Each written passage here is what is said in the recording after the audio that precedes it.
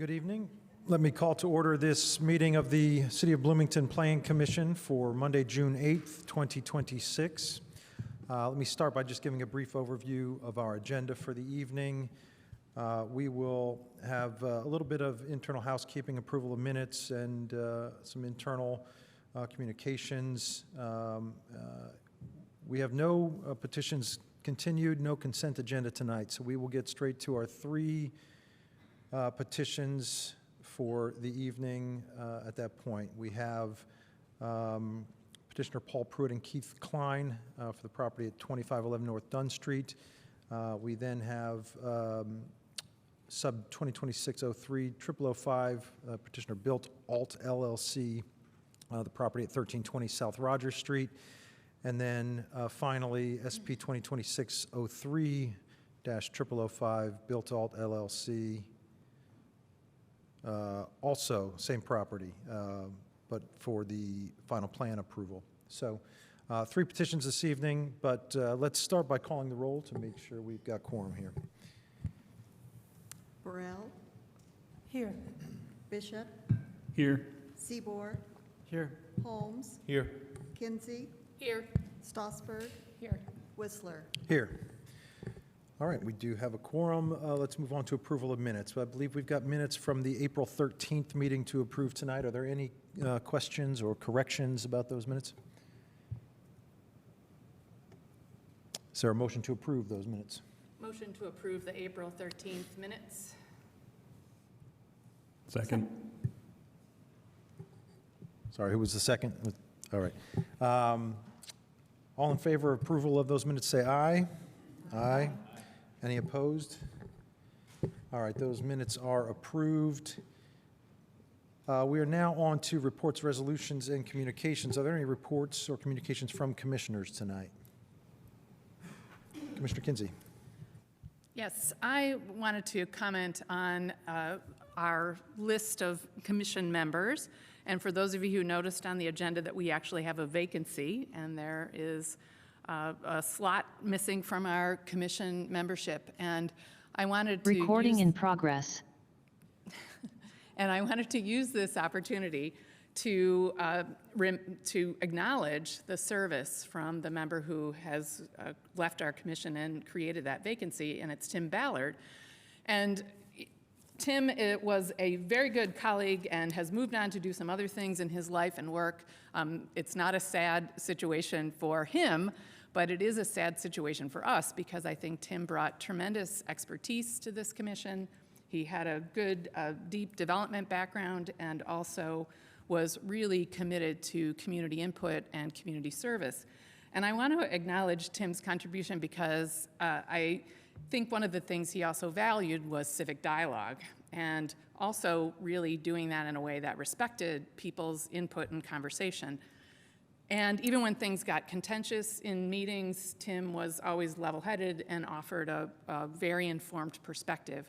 So I think it's important to acknowledge that as we see a good public representation in here today, to acknowledge the service that Tim brought to our commission, the expertise that he brought, and the way he conducted himself at meetings. So I just wanted to acknowledge Tim's service and thank him in absentia for his contributions to the Plan Commission. Thanks. Thank you. Couldn't agree more. He will be sorely missed. Commissioner Seaboard. I just wanted to note for the commission's sake and those listening that I will have to excuse myself around a little before 7 o'clock today to attend another meeting. So just depending on where we are, just wanted to share that. Thank you. Any other? Oh, Commissioner Stossberg. Sorry, I'll just tag on Commissioner Kinsey's comments and say that that vacancy creates an opportunity for somebody else who might be interested in serving on the Plan Commission. There are currently no applications for that spot. So if you're out there thinking like, oh, that looks very interesting, that work that they do, or I might be interested in doing that, you can go ahead and fill out an application for that. And that particular vacancy is appointed by the mayor. Thank you. Thank you.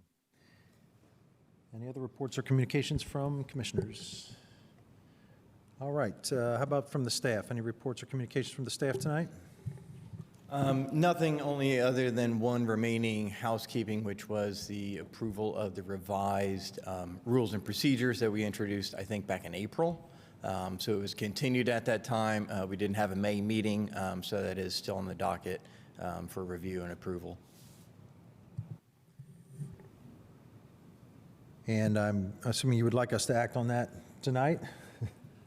If the commission feels comfortable doing that, if they need more time or have questions, we're certainly happy to answer those questions, or if you, like I said, need more time, you can continue that to the July meeting. If I recall, there were a few commissioners that had outstanding questions or concerns about that. I don't recall off the top of my head who it was, but are there any questions for staff about the proposed updated administrative manual tonight?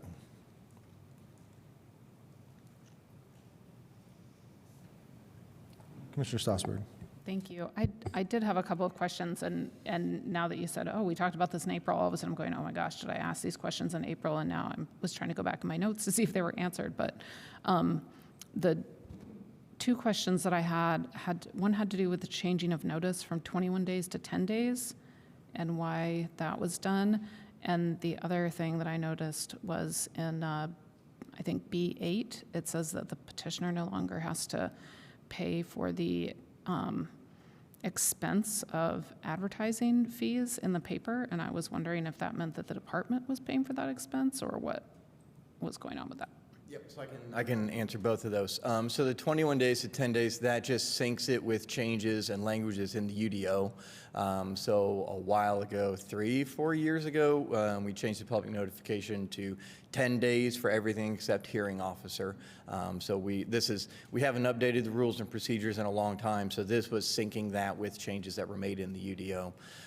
In regards to the legal ad in the paper, this was something that the department had been discussing and looking at for many years because we had encountered a lot of situations where there had been in communications with the Herald Times and petitioners, and petitions not being able to be heard because they couldn't get the payment figured out. And so to alleviate that, and this was certainly something that other communities in Indiana also do, is the department takes care of paying for that filing fee. It's a very, I don't want to say nominal, it's maybe $55 per petition. So that's something that we added into the budget a year or so ago to allow for the department to absorb that cost. It helps reduce errors that happen with those legal ads and makes it cleaner and easier when we have petitions coming forward that have that requirement, which is everything. Okay, thank you.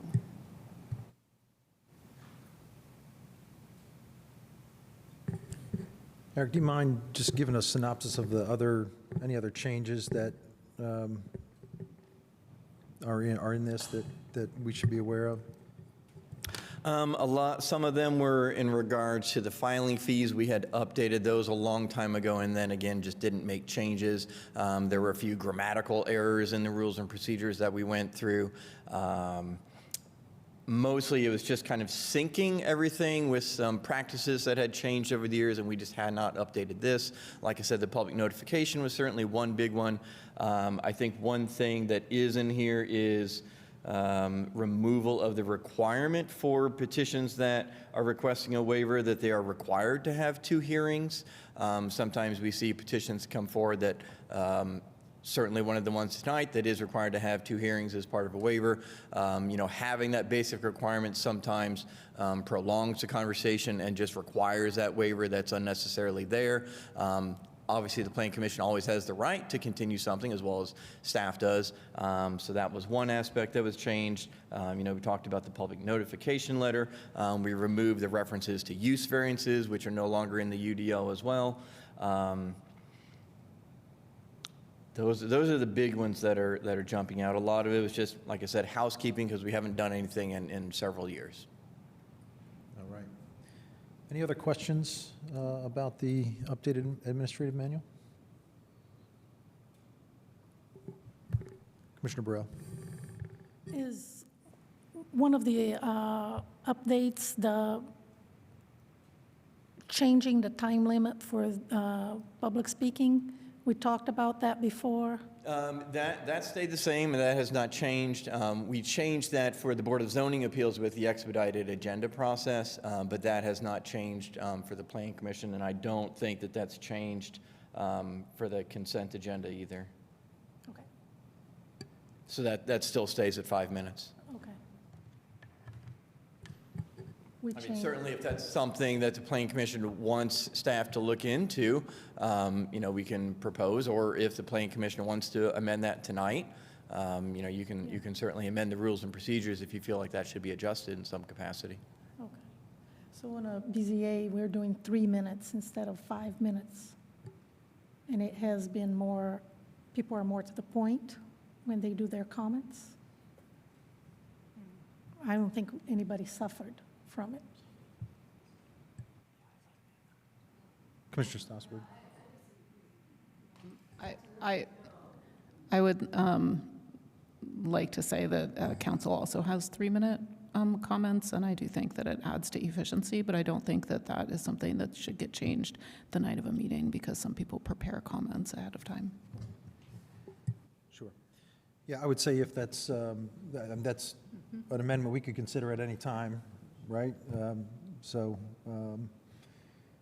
Maybe let's give that some thought and have some discussion about it. Unless there are any other questions or, oh, go ahead. I had one question, Eric. Were there any changes to the continuing a case at all in any of this? No, that still stands that the petitioner is allowed 3. After that, the Planning Commission has to vote to approve continuances beyond that. Again, that's something that can be amended if the Planning Commission feels there's a need to adjust that. No, I just wanted to make sure. I appreciate the new revised rules, but it's hard to know without a red line version what has changed. So thank you for offering some synopsis.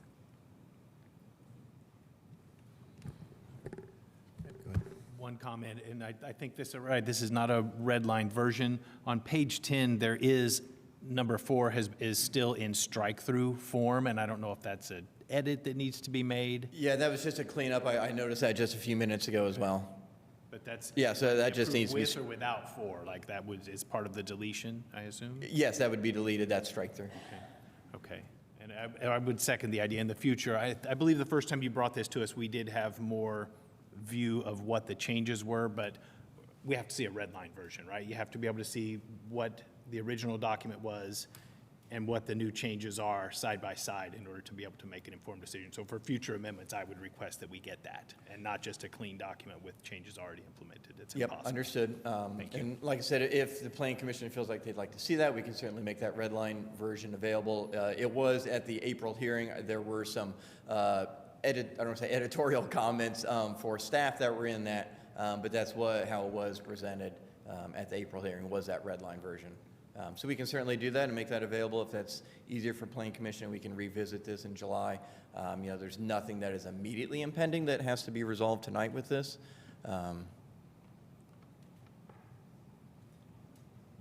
Well, if that's the case, then I'd suggest we pick this up at the July meeting and see if we can't see the red line before that, if there's nothing that's particularly urgent. Yeah, that's certainly fine. Anyone object to that approach? All right, great. I don't think we need to take any action then, since this is not an agenda item, or do we need to actually continue this to the? I don't think it would hurt to just continue this. It only Would takes someone a like second. to move that we continue this to the July meeting?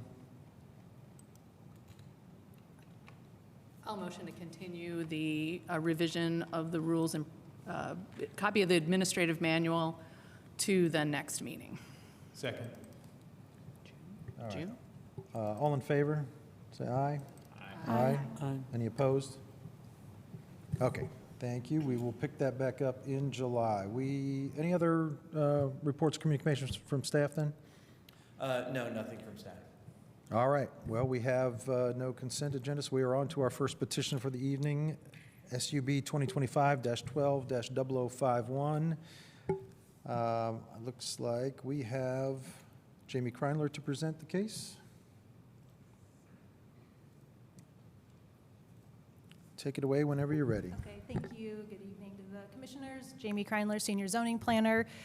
And this is the petition for 2511 North Dunn. This was last before you in January of this year, so several months ago.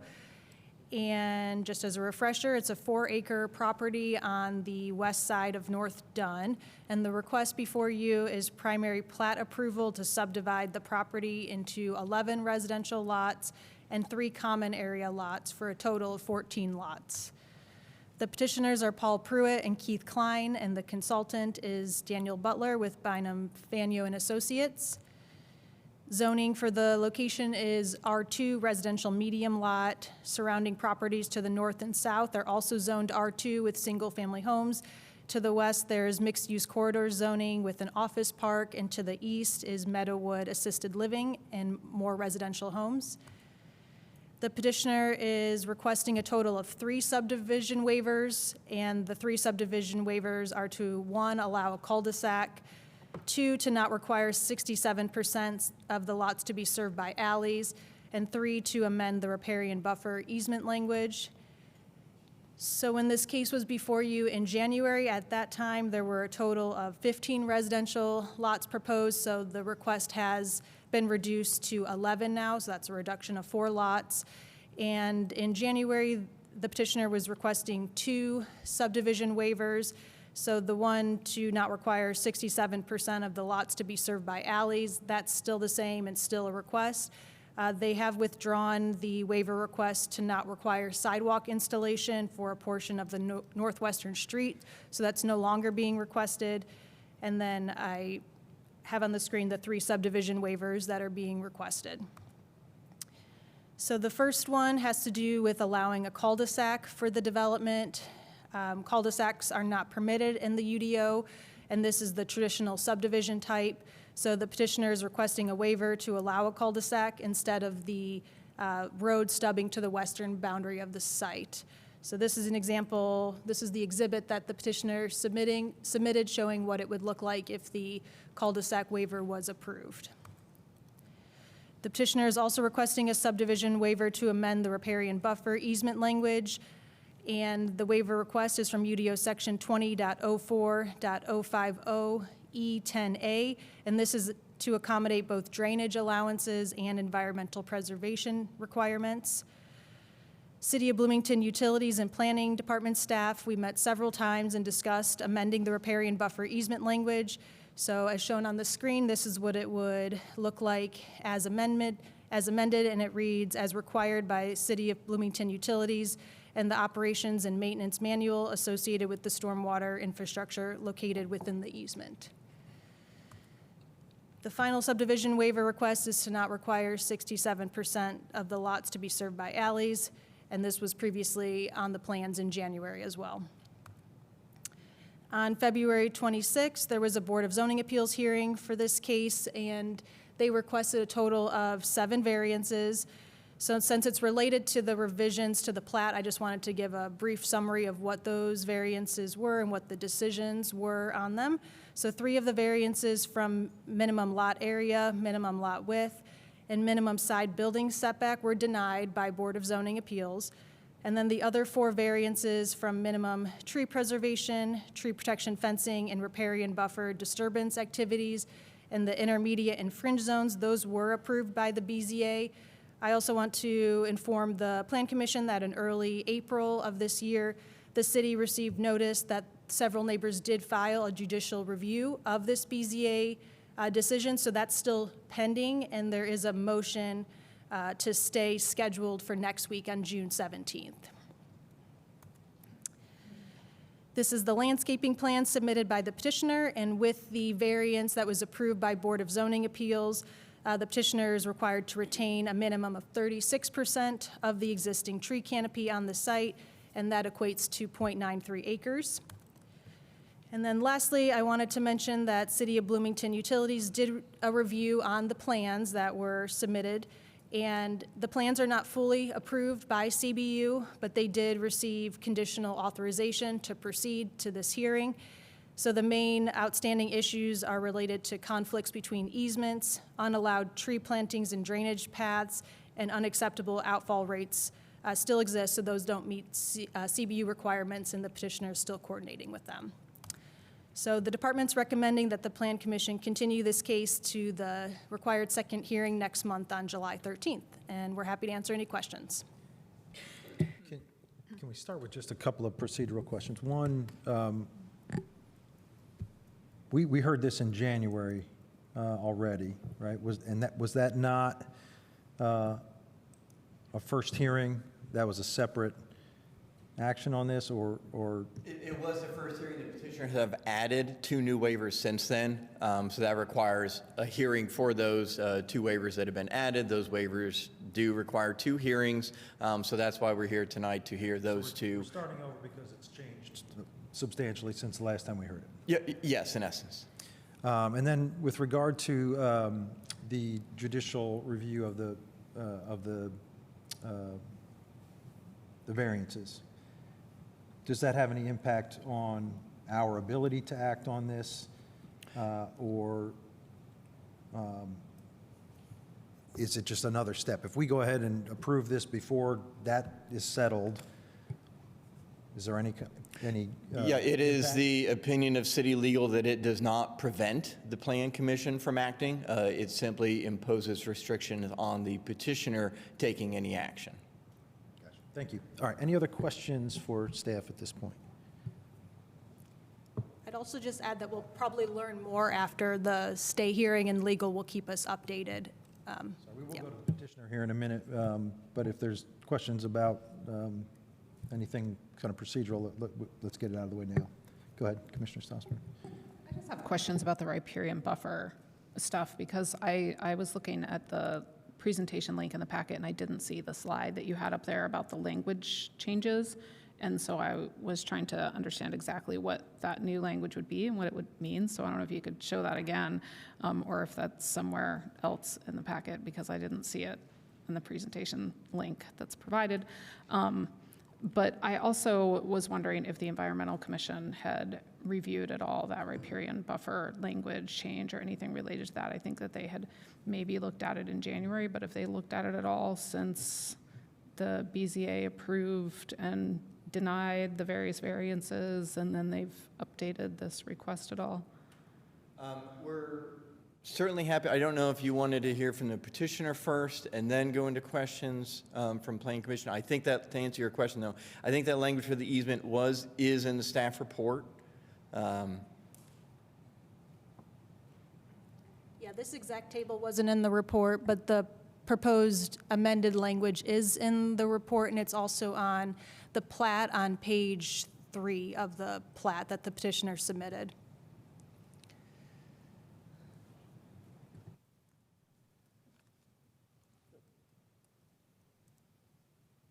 So basically the change is that instead of except disturbing as allowed in the UDO, it's disturbing as allowed by specific staff. Is that how it's being changed?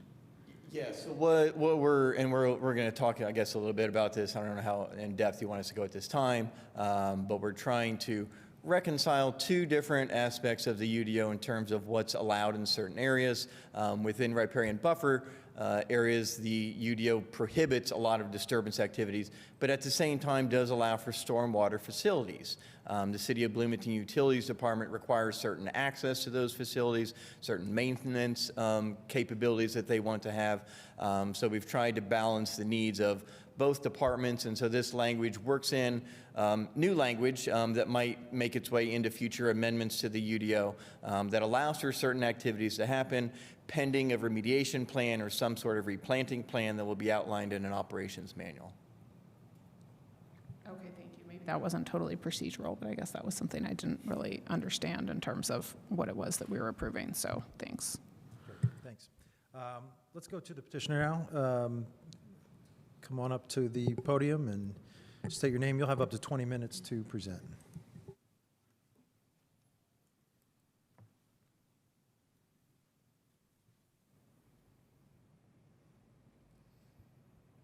All right, I am Daniel Butler. I'm with Wyman Fanning and Associates. I won't take too much time here. This plan that you see before you tonight is the same road design, so the road hasn't changed with the exception that we are asking for more or less a cul-de-sac.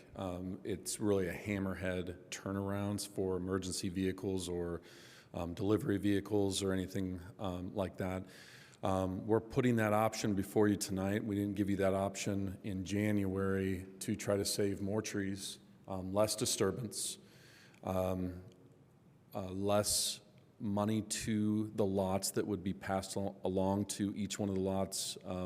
So those are the upsides to having that. We're asking for that waiver. So you see now 3 waivers before you.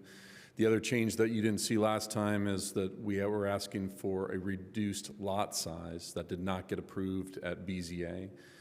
So we're back to the R2 zoning, which it's zoned that now. So we're not asking for any lot size differences from what it's zoned right now. We're putting those 3 waivers before you, and those are the 3 things that we're asking for: the riparian language, the hammerhead cul-de-sac turnaround. If we see good upside, we see positives and negatives on both. But I think we would prefer to see the waiver of, we've heard some of what the neighbors had been talking to us about and trying our best to preserve as much of this property as we can. We've even had certain common lots that really preserve a stand of trees that are, specimen, large canopy trees that, so we're not trying to, take this piece of property. We understand that the people who live here do appreciate what's happening on this property, a lot of trees. So we're trying to preserve that. So we're asking for 11 lots now. And then 3 additional common lots on top of that, so a total of 14 lots. So the 3 additional common lots would be preservation, trying to work with drainage mixed with riparian to try to preserve some of the natural features that are on the site, try to preserve as many trees as possible, and then also plant many new trees that are on the property. We do feel at this time that it's a good plan that feels, I think in our eyes, we would have hoped for a little bit smaller lot so that we could drive down the prices of these homes a little bit more, but we understand we understand the gives and takes of that as well. And then, of course, you heard in length in January the positives and the negatives of the alleys behind the homes. I won't go into depth about that. If you have any questions, I went into a lot of discussion on the negatives of doing that. I'm guessing that there's no neighbor here tonight that wants that. So if I could be wrong, but it would add additional impervious area, and it would be right on the borders of the property, inviting people more into the backyards rather than in front of the homes, and still have garages on the front side. With that, please ask questions, and Paul Pruitt is here with ownership as well if you have questions for him. All right, thank you. Are there questions from commissioners, either for the petitioner or for the staff? Go ahead. So I watched the BZA recording, and at the beginning of it, the petitioner, I don't think it was you, I think it was your partner, who mentioned the prior attempts that you had with this property to develop it. And I don't remember, I was hoping you could go over that history again, that your first plan that you brought was only 2 houses or maybe 3 houses, but that for some reason that didn't work, and then you brought another plan with a few more houses and that didn't work. And I'd like to hear that. I'd like to hear what you reported to the BZA of your initial plans on this. And really what I'm curious in is, were they brought to Plan Commission? Did they, because I've only been on here for less than a year, so this could have all been before my time, but why were those non-starters? Why did those plans fail? That is a good question. I do not remember bringing any former plans. We studied, I remember you asking a question in particular about how many lots could we get on here with not putting a road through. And it was very difficult with the lengthened the length to depth ratio rule to try to introduce a lot of new lots, just having no lot, road that would go through here and having, large backyards. So it'd be hard to, introduce, even 2 or 3 homes on this property if you're going about it that route. Other than that, we did have an earlier plan that involved a cul-de-sac that did utilize R2 zoning, so still had a 7,200 minimum square foot lot, but it really encompassed almost all the land. And it became pretty clear quickly that that wasn't going to work for anyone, including Environmental Commission. So we started meeting with Environmental Commission, the Planning Department. We had a neighborhood meeting with the neighbors, and it just became clear that having a cul-de-sac and not going for that particular waiver, we would need to reserve much of the land for drainage and for preservation. Other than that, I'm not sure of any other alternate plans. You never even developed alternate plans? Because it's recorded at the BZA hearing. I think it was, again, your partner who mentioned it, that you had earlier plans to do, I think it was 2 or 3 houses was the initial one that you brought, and that was a non-starter. No memory of that? No, I think the only study that we've done is just if everything came from Dunn Street rather than having a public road, but then also meeting with planning at that time, they were recommending that Tamarack be extended, that it was kind of a part of a long-term plan. Other than that, no, sir, I don't remember any off the top of my head. Okay. If I may, I have a separate question about the cul-de-sac. Is it genuinely a cul-de-sac? Because isn't a cul-de-sac round? Like, this looks like a stub, like you said. It's a dead end, right? It has a turnaround. That is exactly correct. So it's not a true cul-de-sac. I think the language of the cul-de-sac, the planning department viewed it as that language because it really is more of a dead end, and so they don't want necessarily dead ends or have a cul-de-sac type feel. But we're proposing more or less a future, perhaps, if it's necessary to extend that and give ability to do that.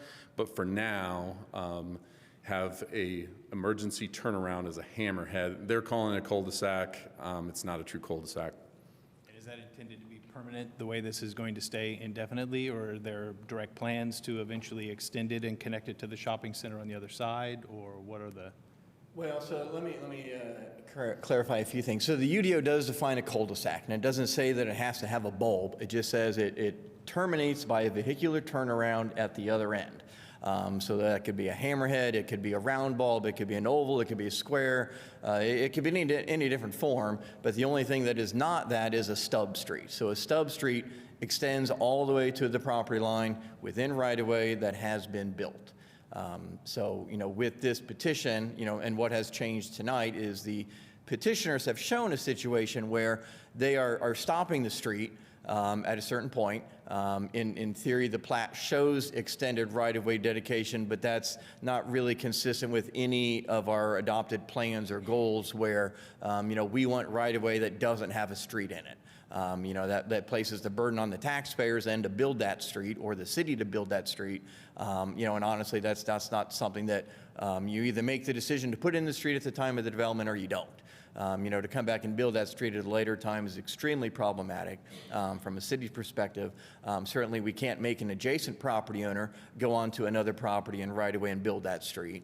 What's before the Plan Commission tonight is either to require the street to extend all the way to the west property line as a stub street, which is allowed, or to allow for a cul-de-sac, again, whether that's a hammerhead or a turnaround, doesn't matter. Either it's a stub street to the west property line or it's not. So this is, okay, so good. We're getting into some of the details because a stub street has to connect to unplatted land. A stub Right. street would extend to a property line with the expectation and requirement that it be extended at some point in the future. So with this, certainly, one of the things that we look at is the transportation plan, which outlines a lot of expected and new road connections, but not every single one. Certainly, it looks at the big road connections. Some local roads are identified in there, but it also is very situational. So when situations exactly like this come forward, we look at the surrounding situation, what are adjacent properties, what is the general traffic pattern within an area, certainly learn from mistakes, and say this is a situation where a through road moving through here accomplishes a lot of goals. One of the things that we've talked about is it directly aligns with Tamarack Trail to the east. It directly aligns with a very large property to the west that certainly over the next decades is going to see some form of redevelopment. And one of the things that we've learned over the years is, the installation of roads is very important. And it's very important to do at the very beginning of a development. It's very hard to get public roads put in where they weren't accommodated in the beginning. So it's a very important conversation to have right now because the layout of roads here and the connection network that is established will be the pattern and will be what's on the ground for the next 100 years, if not longer. So has there been a study? I guess I'm now talking with staff. You had a comment? Go ahead. I was going to add to it, but I can add to it once the conversation is complete, or I can add to it now. Okay. So the road connecting Tamarack is not in the transportation plan. It's Tamarack, it's not in there. Trail right now, for the most part, is private. But certainly it is there. It is a paved road that moves through there. As I mentioned with this petition, and as with any petitions that come forward over time, we have a map on the wall in the office where we have comments on there, add this to the transportation plan or do this or make this amendment.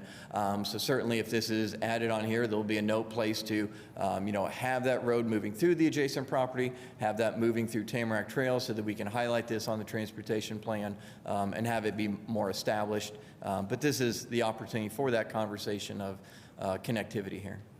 Okay. And is it Glendora, the next street down, that's 30 feet south Yes, of correct. Tamarack Trail? Glendora does connect over to Dunn and Walnut. And then there's another one that connects Dunn to Walnut. And then there's the highway south. So there are at least 3 connections across. Yeah, you have 2 that run through Fritz Terrace. Glendora is the most kind of direct, and then you can get there vis-a-vis Seville and Gilbert.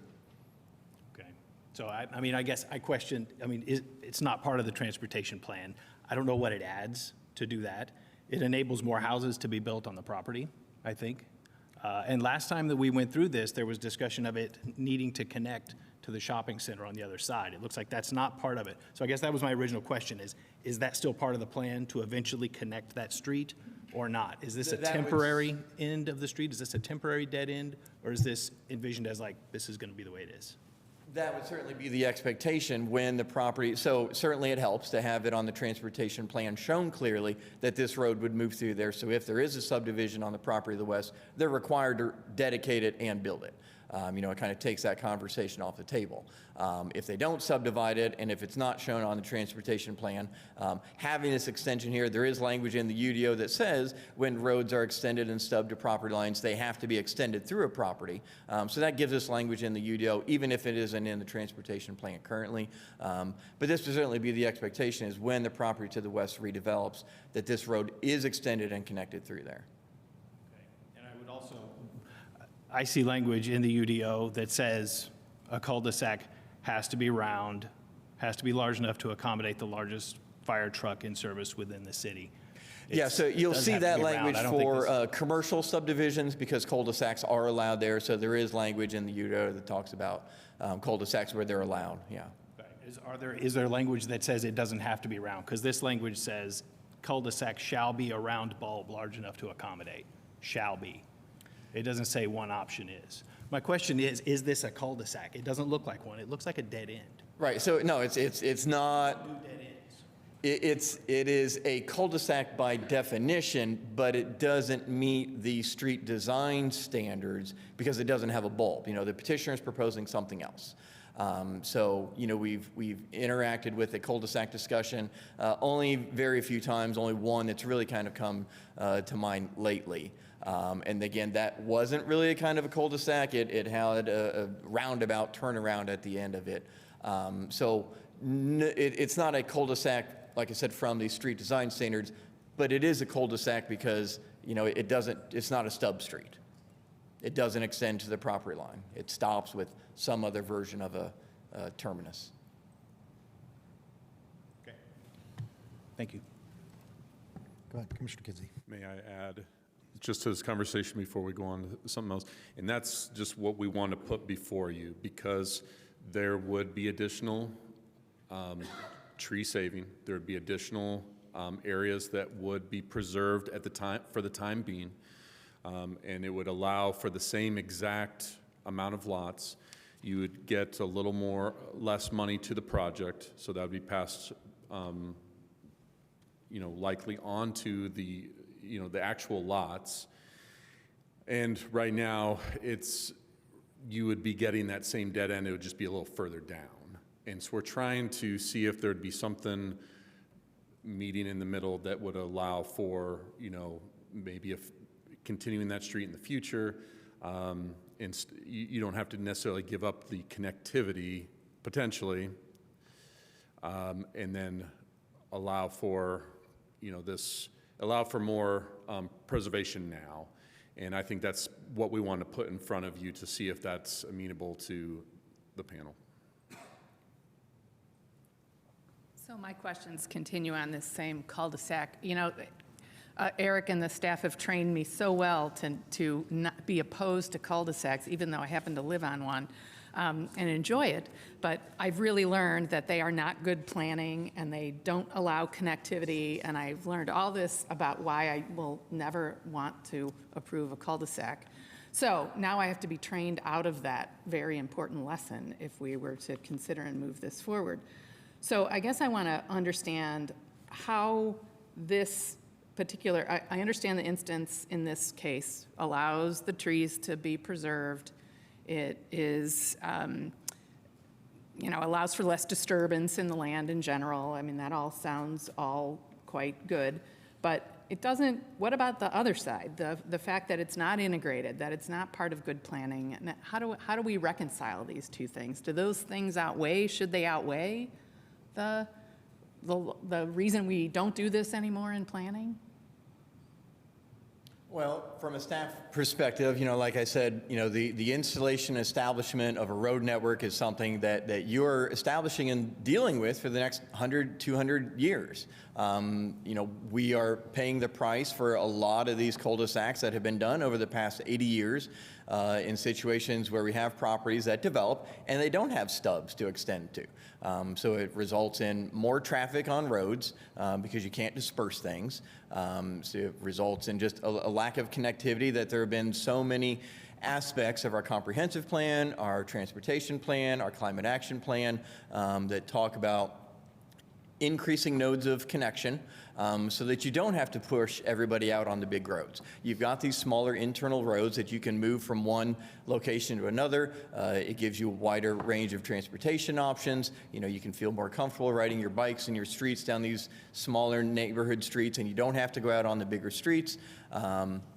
Yes, certainly, one of the factors that is a main discussion point with this is, balancing environmental impacts.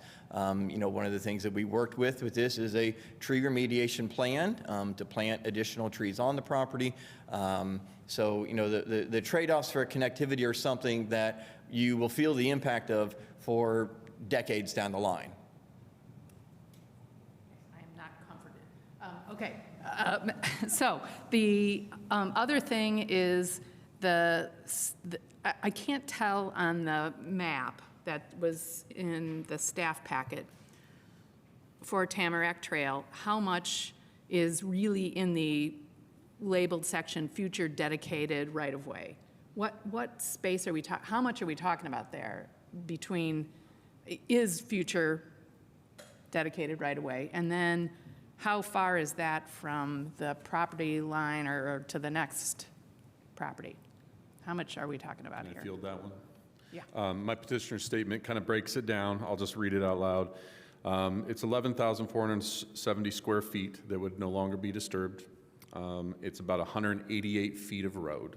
And 24 large specimen trees would come down in favor of the road, give or take. Again, I see the conversation positives and negatives on both sides.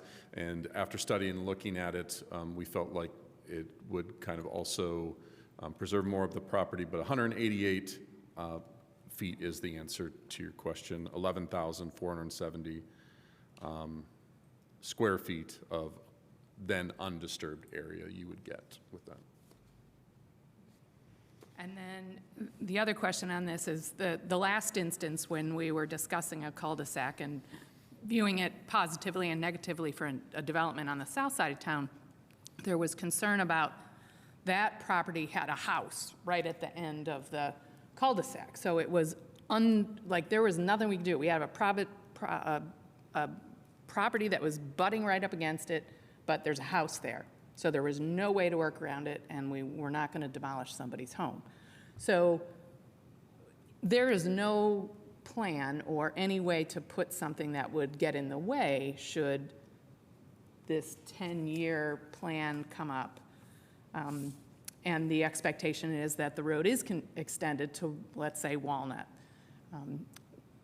There's nothing planned for that end of the dedicated right-of-way. That is correct. All of the exhibits and all the plans that you see in our packet from us show the road all the way through that you've always seen it in stubbing to the property to the west. We also included that exhibit as a possibility for then maybe dedicating the right-of-way now, or some kind of language as future dedicated right-of-way. I know, as Eric has said, that would come with then someone else would be on the hook for that road if it was to continue on to the west. But that's what that exhibit was trying to show, as a possibility that maybe you could give that as future dedicated right-of-way so that nothing would be built in the way potentially. Okay. And then just back to staff. As in this proposal right now, if it's a dedicated right-of-way, that makes it, that's the requirement, or that makes it possible to retain this space and then extend the road should that be part of a future development. Is that enough? Is it sufficient? Well, so the challenge would be the challenge would be, you have right-of-way sitting on the ground with no improvements in it. So the city is then responsible for that, for maintaining that, both for legal purposes, but also, we're responsible for maintaining that. So it would be completely on the city's burden to install that road at a future time. We can't go back and make the homeowners here cough up whatever amount of money, how many hundreds of thousands of dollars it is to build that. So that would be an unfair burden to put on the city and the taxpayers to build that.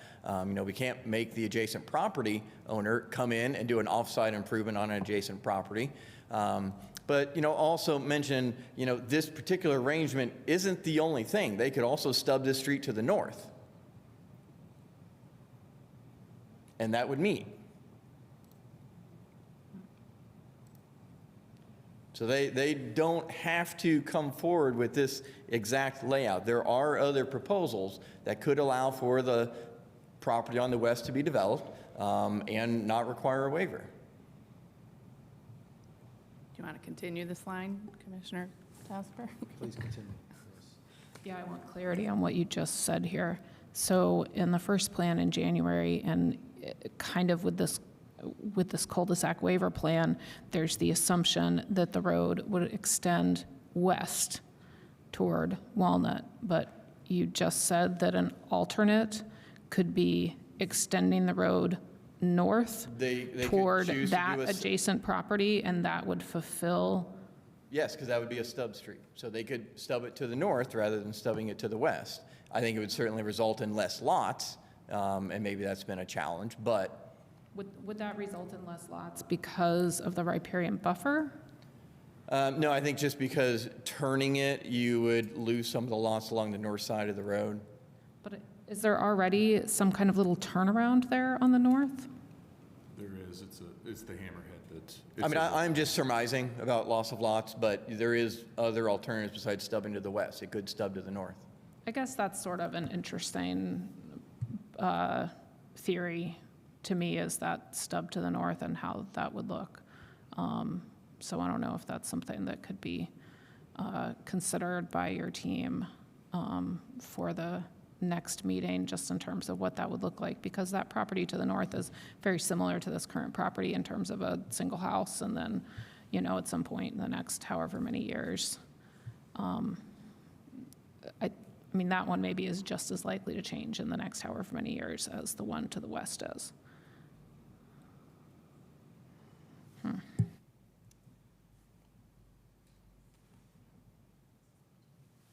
Yeah, I guess I just want to continue on this same cul-de-sac comment here. The other thing, though, Erica, I presume that, well, I know the staff would have told us what we needed to do in order to make sure that this property is of the least burden to the city and not on the city's back to care for, and still honor what the petitioner's trying to accomplish here to the degree that we can. But is there anything else that could be done to both assure that that right-of-way is the right approach, and that there is assurance that that it remains available should it continue? Is there did you have any other thoughts about what else this could be? You know, if you're talking about, you know, the length of right-of-way that in theory would be dedicated but not improved, no, you know, and we've dealt with this situation in numerous other examples, development scenarios where people have proposed the same thing, and every time it's just very problematic, and there's no benefit to it. There's only problems and not benefits that arise from right-of-way sitting on the ground that's intended to be constructed or have some improvement in, but you know, who's paying for it and who's maintaining it and who's liable for it in the interim. Okay. Anything else from petitioner about this? No, I don't think so. I think for us, as a firm, thinking about how best to go about this, it always felt like a bit of a juggle of trying to come up with a plan that really provided the least amount of environmental impact, and that's why we decided to add this to give even less environmental impact at this time. We just weren't sure when that road would be extended. And to put it all, I understand going all the way to the west, that would then give an extension someday, but when would that happen? And so we decided to go ahead and pose this before you, as it would lessen environmental impact, lower prices of the homes. Okay. Thanks. Just one more follow-up on that.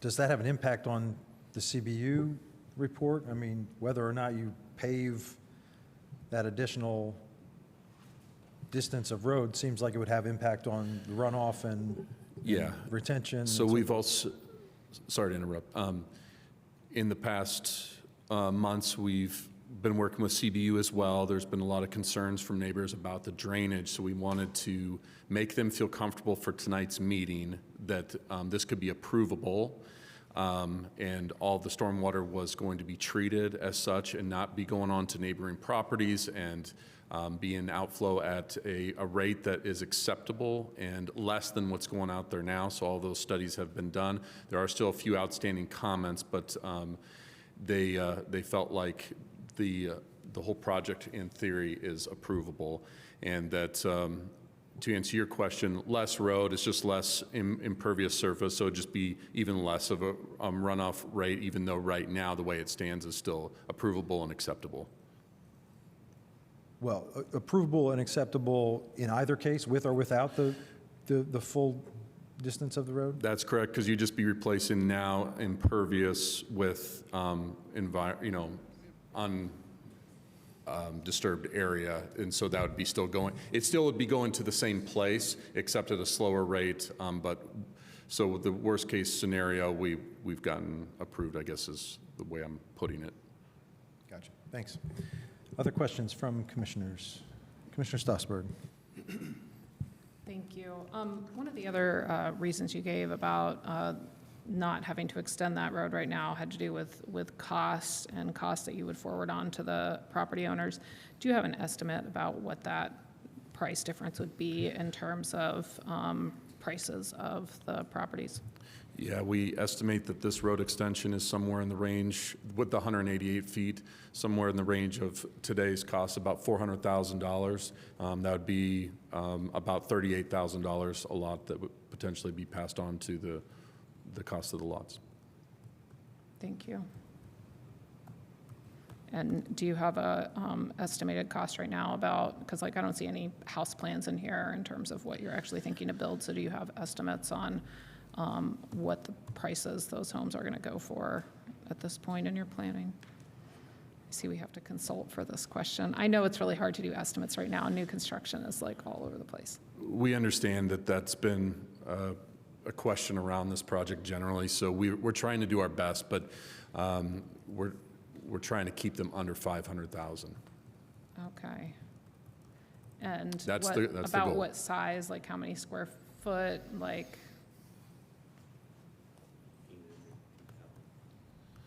The owner's stating about 1,500 to 2,000. Okay, thanks.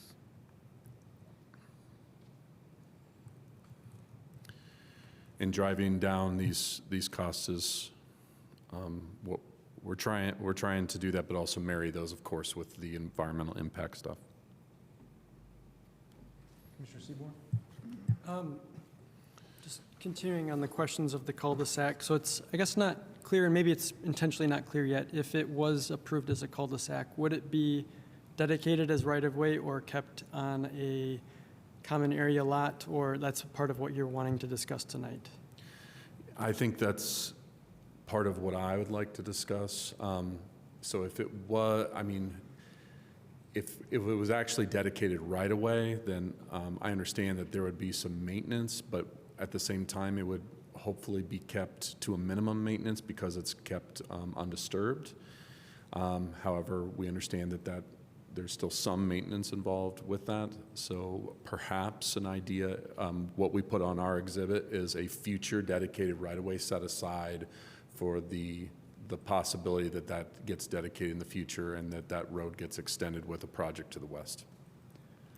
So I guess, I know there's maybe limits on how projects like this can be phased. I don't know if phasing is a factor or even possible, just to kind of, has that been explored? We would be open to that as well, absolutely. If it's a phasing issue, even with phasing though, it wouldn't. You'd still lose some of your environmental impact. It would help the project, and we'd be open to that for sure. But you'd still be then, passing on cost and environmental impacts. We'd be open to that though. And I guess just, I know I might not be around at the end of this discussion, so. Just for some awareness, and maybe there's a question in here, is when there's subdivisions and public right-of-way is established, typically there's anticipated public improvements. There's usually then a public improvement bond that a developer puts and gives to the city to make sure that those public improvements are built to standard in case something were to happen, to protect the city's interest. And so just a thought in my mind, and I don't know what I even think about this thought, but is the idea of preserving the ability for connectivity, but some type of bonding or payment in lieu type of thing that could set aside funds for in the future, providing flexibility or somehow through phasing. So I don't honestly know what I think about that, but just planting the question for the group's sake. I mean, I think from a city's perspective, we would probably be very the UDO doesn't have a path, that allows for anything beyond 3 years. We certainly probably don't, that would be inventing a wheel, I guess, for this that doesn't exist in terms of a funding mechanism or a funding place where, $400,000 of the petitioner's money would just sit. If their goal is to try to save that money, then, certainly they don't want to bond for it or have that sit for the next 100 years. I guess just to follow, that's a wonderful and important point. This UDO also doesn't allow cul-de-sacs, though. Right. So just say one's not allowed, but, so, cool. Thank you. Any additional questions from commissioners? Back to Commissioner Kinsey. Okay, I would like to talk a little bit about the CBU approval and the flooding issues. I mean, I watched the videos, I saw the flooding, I saw the existing damage and drainage challenges in this space, so I want to know more about the mitigation and how this will improve the lots. Sure. The back of the southern side of our southern lots will then have a new drainage swale. So there's really not much going there now from our property, actually. So we're not really contributing. It appears a lot of the drainage from Dunn is probably more contributing to the southern homes if there's any flooding down there. But we are taking any of our drainage, and none of it will be going to the south at all. We will have a drainage swale that catches all of that, taken to a beehive inlet that will be taken to our pond. That'll be going to the preserved, I'm calling it a little pond. It's kind of like, it's almost like a wetland out there. If you've been out there, it has the feel of a wetland. So that's all will be preserved. And that really kind of even acts as a little pond. It holds water right now. So that we have one pond that will hold water, the second one will also hold water, and then that gets delivered to the west, and that goes through the current infrastructure at a more controlled rate now. Everything from the northern property comes down to our site right now, including what they call as kind of a stream, and we're taking that and preserving it to the pond now. So yes, it's been studied at length, 3 iterations of back and forth with CBU to this point, and they felt comfortable that this plan will work as is. Yeah, I guess, I want to make sure I'm not naive in thinking that somehow this development can't worsen it can't contribute to worsening the flooding that happens when there's a pretty significant rainfall in this space. And at best, it would actually mitigate or potentially improve the water flow, storm water flow. And is that, I'd love to hear the staff's impression about that, and just given the attention and, I have confidence in CBU and what they're doing, but I just want to make sure we're not missing something on this. Yeah, so, and that was also another reason why we were recommending continuance of tonight, is to give CBU additional time to make sure that everything that is proposed on this site works for all of their requirements, their stormwater management. They're certainly aware of flooding issues that have occurred along here, as well as accommodating stormwater movement from Dunn Street, as well as the tree remediation that is required on this property as well from the BZA approval. So we want to make sure that CBU's had a chance to fully review this and are at a very high level review level. I'll add that we did extend an invitation to a CBU representative to attend the hearing this evening. I'm not sure if anyone was able to attend, but there is a possibility that someone may attend next month for what that's worth. So they were aware this was happening. I would like a CBU person. If there's nobody here today, definitely for second hearing, we gotta make sure this is. Unfortunately, I don't see anybody available on Zoom, so we'll have to reach out and have them available in July. Thank you. Okay. May I add one other thing to that? The part of the CBU review is an outside company who's reviewing my drainage. It's not just in-house. Because there's been a high level of questions on this, and knowing drainage or any flooding to the south, make sure that we're helping and not contributing to that. So an outside firm that CBU uses has reviewed our drainage report 3 times. Thank you. Yep. Thanks. Commissioner Stussberg. Thank you. I have a couple questions about the alleys and the street parking. So I guess for the petitioner, how many street parking spots are there going to be, or are there in your plan? Boy, I do not know the number off the top of my head. I'd have to do the math. I might have to get back to you on that. Yeah, I'm just interested in knowing that. And then in terms of evaluating the variance for alleys, so my computer crashed in the middle of this meeting, by the way, and just really lost, I think, the question that I actually wanted to ask, or where it was in my paper, so I'm really sorry.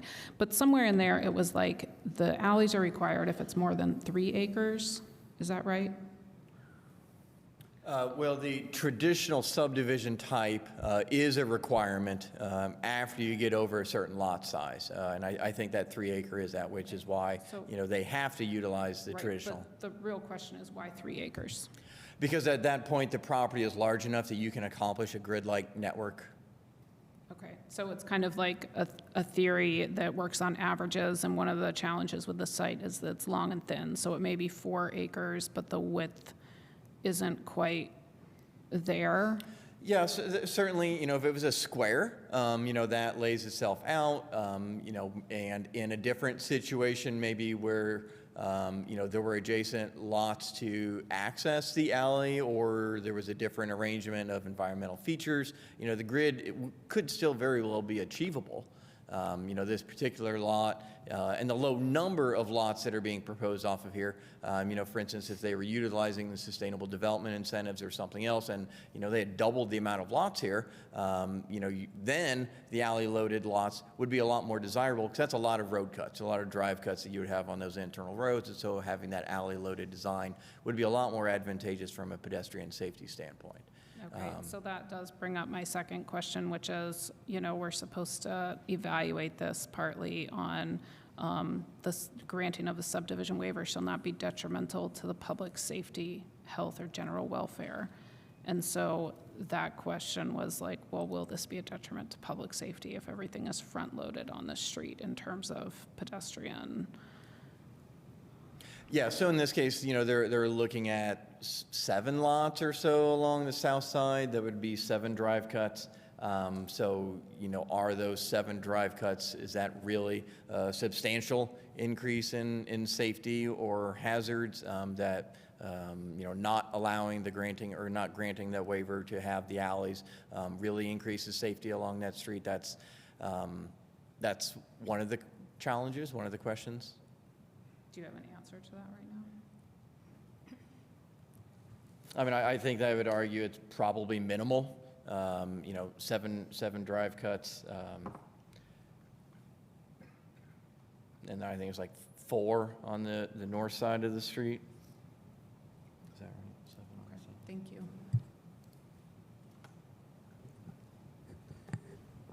you. 6 on the south side.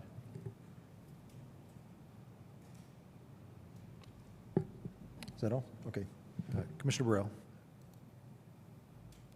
I have a question. So the question was posed that the driveway extension could be to the north. Have you ever considered going to the north? And does that, it looks like it would eat one of the lots if it goes north. We never looked at that because. So you never considered that, okay. We never considered it because the current Tamarack line goes to the west, Correct. ultimately to State Road Old 37.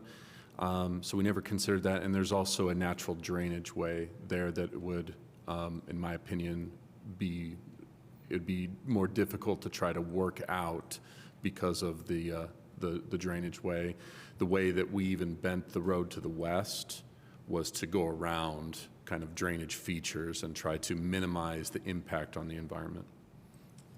Okay, so if you don't go with the extension to Walnut, and you said that you're saving $400,000 on not doing that part, does that mean was the solution you found because it was 14 lots before, now it's 11, so now the lots are more expensive. I'm just trying to figure out, it's still cutting the side of that you're not going to build, that you're proposing not to build,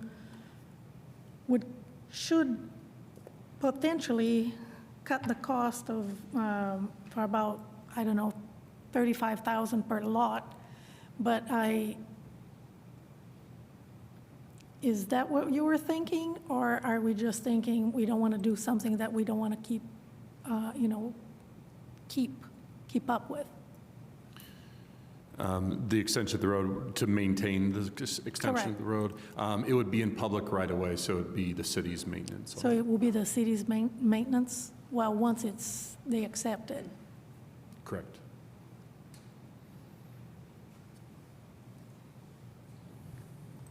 May I? Is that all your questions? No, I'm still thinking. Yeah, go ahead. Is there any unplatted land that's adjacent to the property, or is it all platted? Well, all of the land to the all of the land to the north of this is meets and bounds, so it's not been platted. Certainly, it's very likely that those lots will redevelop in some capacity over the next 100 years. So we'll be stuck with kind of the same conversation, if we don't have a stub to those, of cul-de-sacs on all of those, possibly. So it's unplatted, there are lots there, right, with houses? Correct, on there are lots there now, but they're meets and bounds, so they've never been platted. Okay, and what about to the west? Well, to That's a the west of shopping this is that very large property that we've talked about several times that encompasses, and I'll put that up on the screen here. And has it been platted? No, the lot to the west that has that commercial subdivision has not been platted either. So this area, you've got Blue Ridge that is further to the north, that has been platted, and then you've got Fritz Terrace to the south, and then the area that is between those two areas has never really had any development, has never been platted. So certainly I think that that's probably fair to expect something to happen there in the next 100 years. And, again, that's something that we talk about a lot, is, we as planners and the Planning Commission, our job is to look to the future. That is a very important element, and what we do now reflects the development and the abilities of residents in the next 100 years, 200 years to use the city and the roads that we've built. And so it's important to, have this conversation and do it right. Thank you.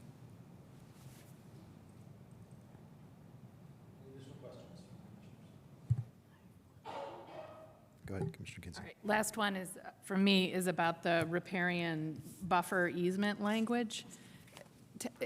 Help me understand what that adds to this, or the need for the easement language, that you're prohibiting land disturbance activities.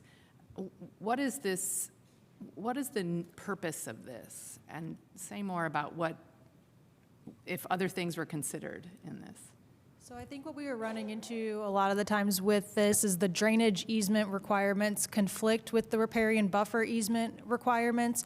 So the riparian buffer is intended to not have mowing and to not have really any disturbance, but that's not what the drainage easement is intended for, because CBU needs the ability to mow if needed or disturb the land if there is some kind of drainage problem. So that's what we are running into with CBU and also with the petitioner, is how to resolve the situation where the riparian buffer easement regulations conflict with the drainage easement regulations. So this was the agreement we came to with CBU as a way for this case to accommodate both the need to preserve the land there, but also to allow for effective stormwater infrastructure, if that makes sense. Okay, that helps. So this is really to accommodate and make sure that the needs of the City of Bloomington utilities, they're allowed to do what they could need to do in this space. What about the question that Commissioner Strasburg raised earlier about environmental commission? Have they seen this revised language or the adapted language? So I don't think they have. The last we heard from them is that they didn't want to comment or didn't want to write a letter for this case. Our senior environmental planner is now on an extended leave, so I don't think it was brought back to it, or if it was, they declined to comment. So. But our environmental planner was involved with this language, so she was aware of it and was comfortable with it. Okay, thank you. All right. Last call for questions. Seeing none. Okay, we are now on to public comment. If you would like to make comment, if you're here in the chambers, make your way up to the podium. Sign in on the sheet that's there. Also, please state your name for the record before you make your comment. You'll have up to 5 minutes to make your comments. If you are online and you want to make a comment, please find the reactions button and click on the raise hand button, or send a chat message to the meeting host, and we will recognize you when it is your turn to speak. We will try to get through a good chunk of comments here in the chambers, then we'll break and move to some online commenters, and then we'll come back here, so we try to keep it balanced. But if you're ready to comment, state your name and take it away. Jason McCauley. Good evening. Jason McCauley, I'm the attorney for several of the adjacent and nearby property owners who have concerns about the proposed North Grove subdivision. Briefly speaking, we've got quite a few folks here that are going to tell you about their specific concerns. They really surround a lot of drainage concerns that several of the commissioners have addressed questions about. There are some of the processes that I want to go over with you just to highlight some things that what our requests are. And the primary request is that this is a fundamentally different plan that we haven't had a lot of time to review. The CBU process, when you log into the city's portal, I know Daniel said that it was approved conditionally. It's at 13% of the review process through the CBU.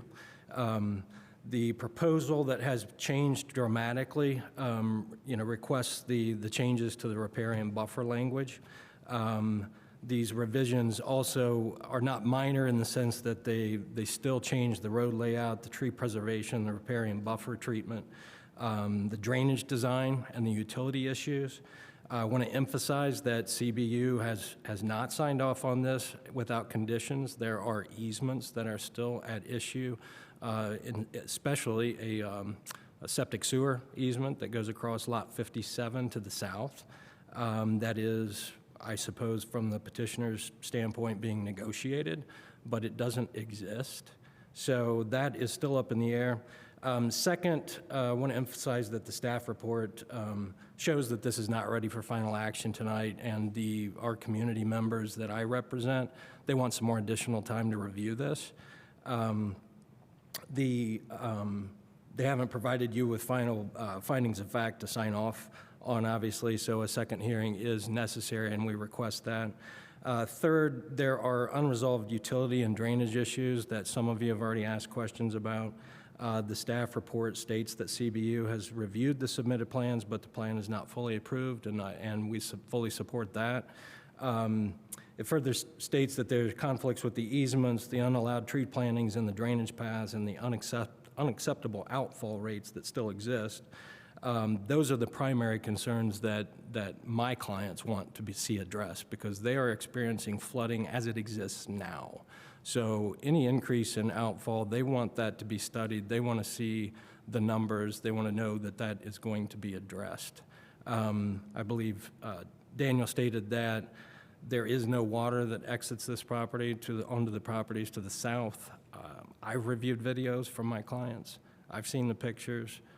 The water's flowing from the north to the south onto their properties. So I think there's something to be said for what's on paper and what is actually being experienced by the folks to the south. Fourth, there is a wetland and riparian buffer issue that I think deserves further review. The staff report states that there are no known wetland areas. Well, the only reason that there's no known wetland areas is because no one has done a delineation study to see if there is one. So we would like to see the basis upon which that comment, that assertion is based. If there's no wetland known, then let's do a study to see whether or not there's a delineation report that needs to be done to figure out whether it is.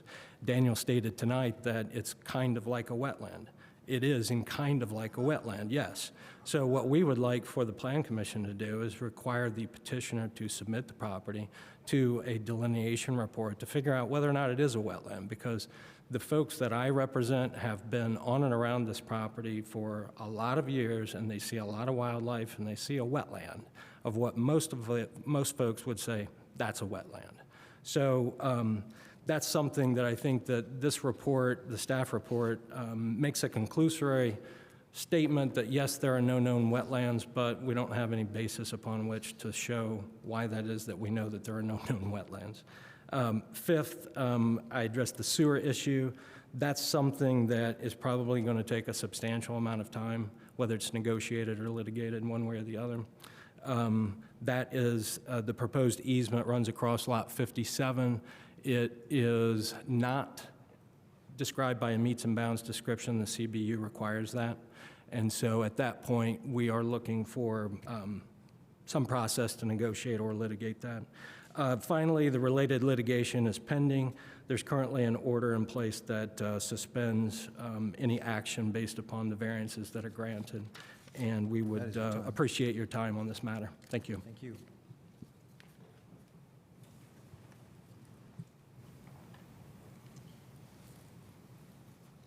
Hi, my name's Julie Williams, and I live just south Pull your of... mic down, Julie. My name's Julie Williams, and tonight I'm going to show you a video, some people have mentioned it, that will demonstrate the problems that we have been facing and dealing with, the expense, the work. She's going to speed it up a little bit, and I'm going to talk much faster than I normally do. This is looking at the property that we're talking about from the west. I mean, looking from the west. This is the flooding from March of this year, I believe. So you can see, it looks like a wetland. It probably is. This is why we're so worried about this development. This is flooding our basements. This is flooding our yards. This is some of the damage that's been caused by the flooding. This property, I have the addresses, I think this is 401 Glendora. The house you see up on the left is the house that will be demolished as part of this. There, it's pouring in from 2511 Dunn onto Glendora here, 401 Glendora. I'm going to have to just talk over it.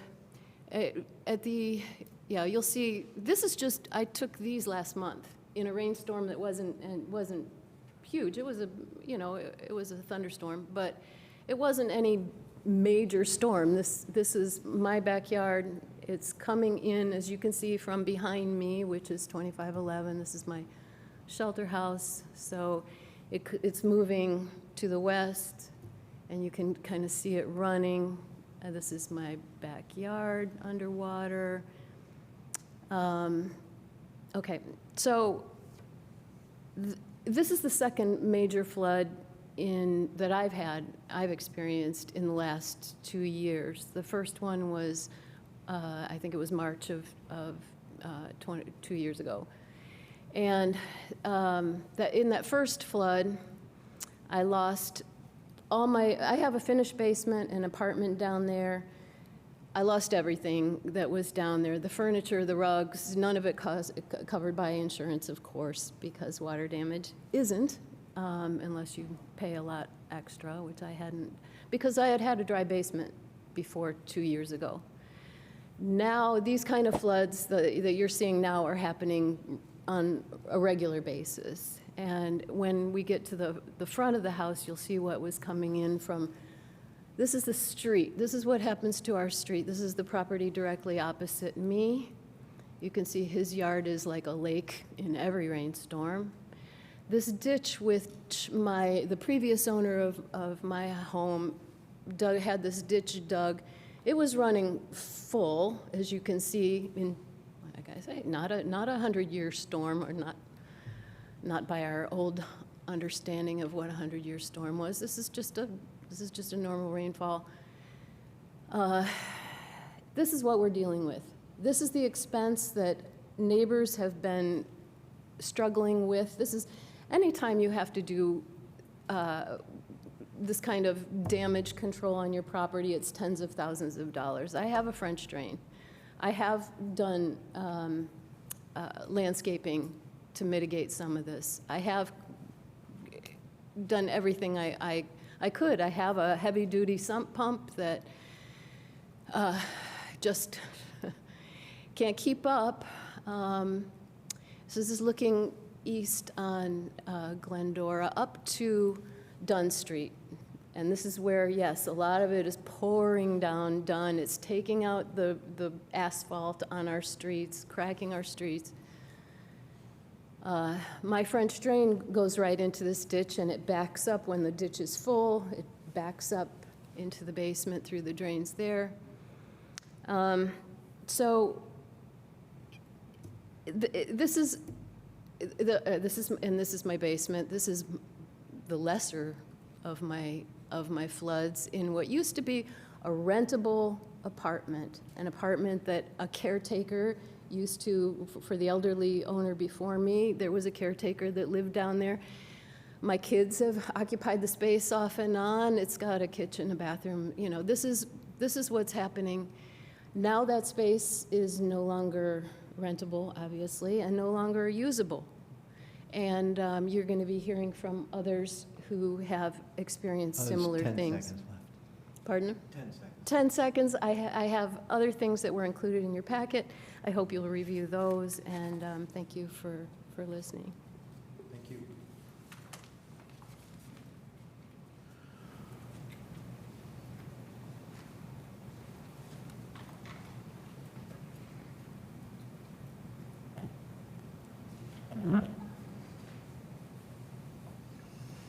Hi.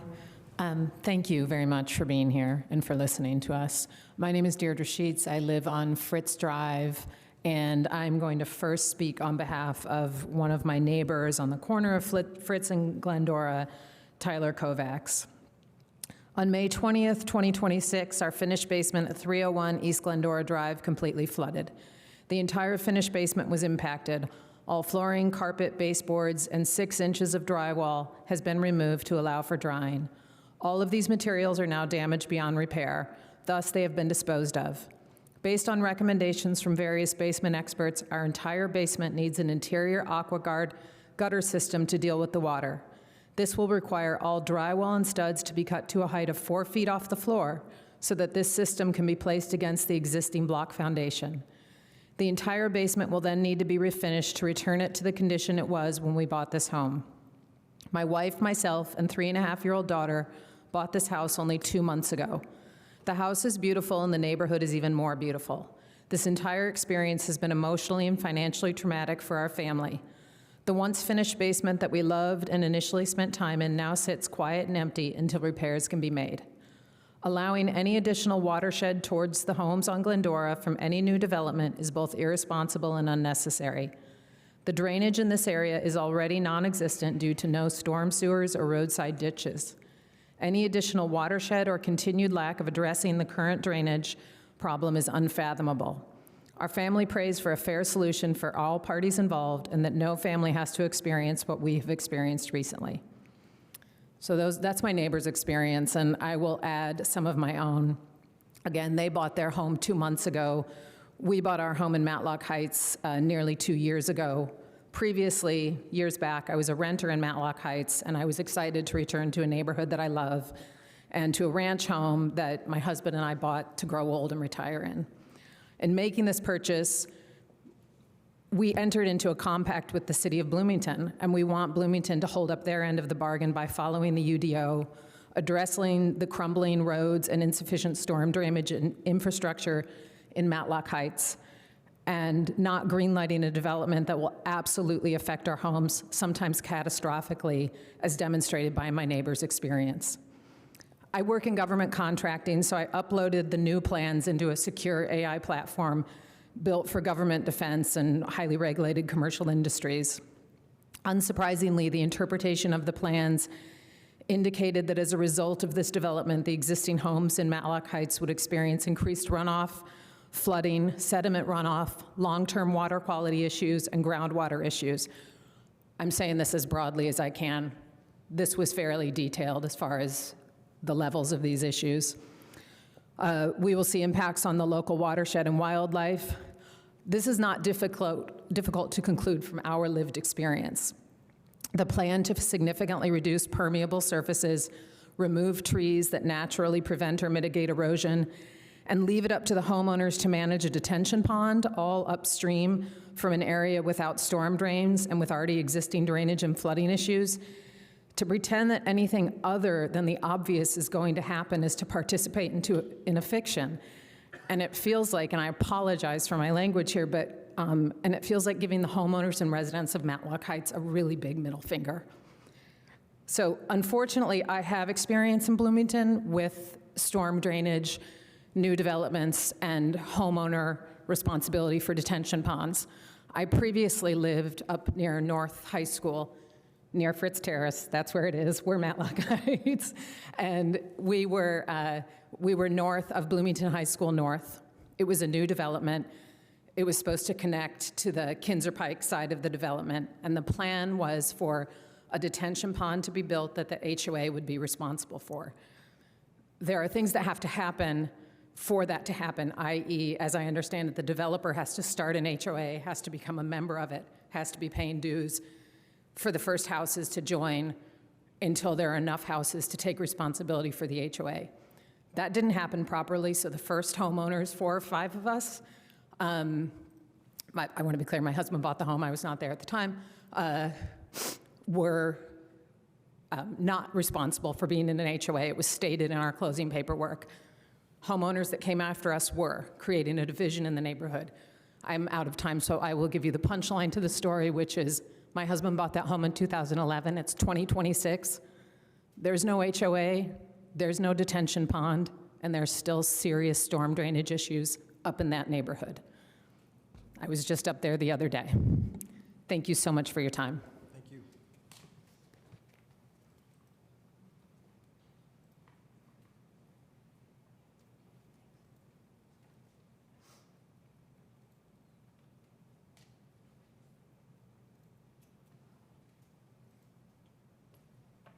Pardon me, I don't get around very quickly.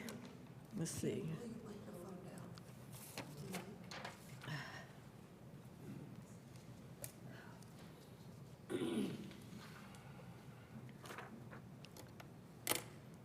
Okay. My name is Jean Ream, and I live at 2520 North Fritz Drive. I purchased my home in 1971. Matlock Heights was a nice area. It was close to IU where I worked. My home has a nice yard. It had adequate space for children to play and a space for a garden. There was a nice property along my northern property line at 2600 North Walnut Street. And Fritz Drive was south of my lot. I'm the second house east of Walnut Street across from the Cascades Inn. But in 1975, the house that was at 2600 North Walnut was demolished, and the large building complex, Executive Park North, and its parking lot were constructed there. I was one of the neighbors that protested to that development, but my attorney said he believed the company would be thoughtful and would be a good neighbor.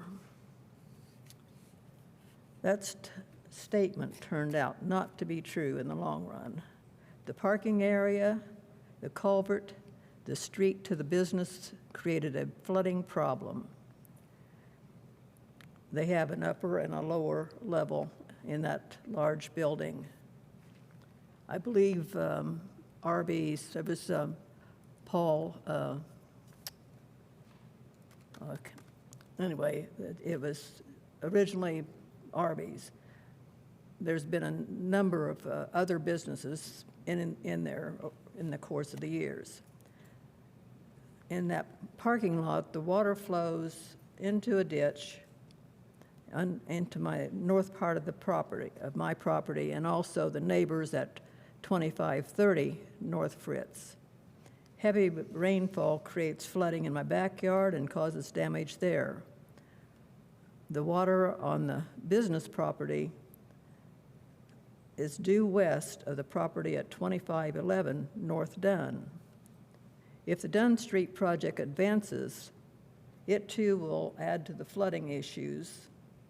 I challenged them if they think it doesn't. Mr. Pruitt proposes to remove trees at a road and 11 houses. Rainfall will have no restraint and will increase the volume of water coming onto my property because it comes from the east, from Dunn, through that property, onto that parking lot that's behind the large building, and that's right up against our property line.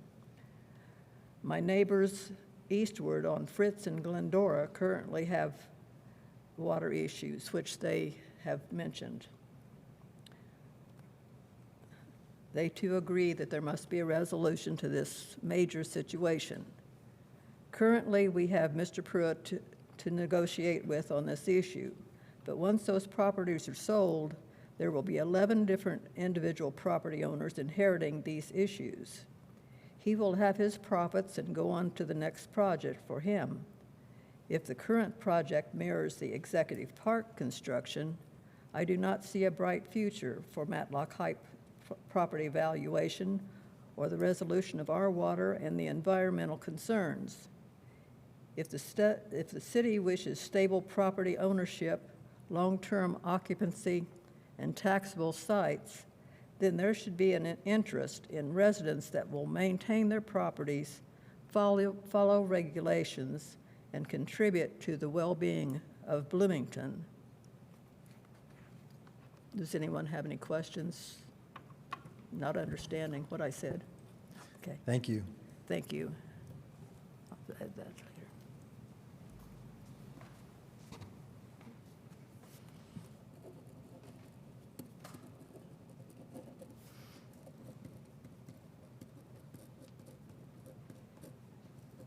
Hello, my name's Julia Livingston, and I brought some photos today of the land.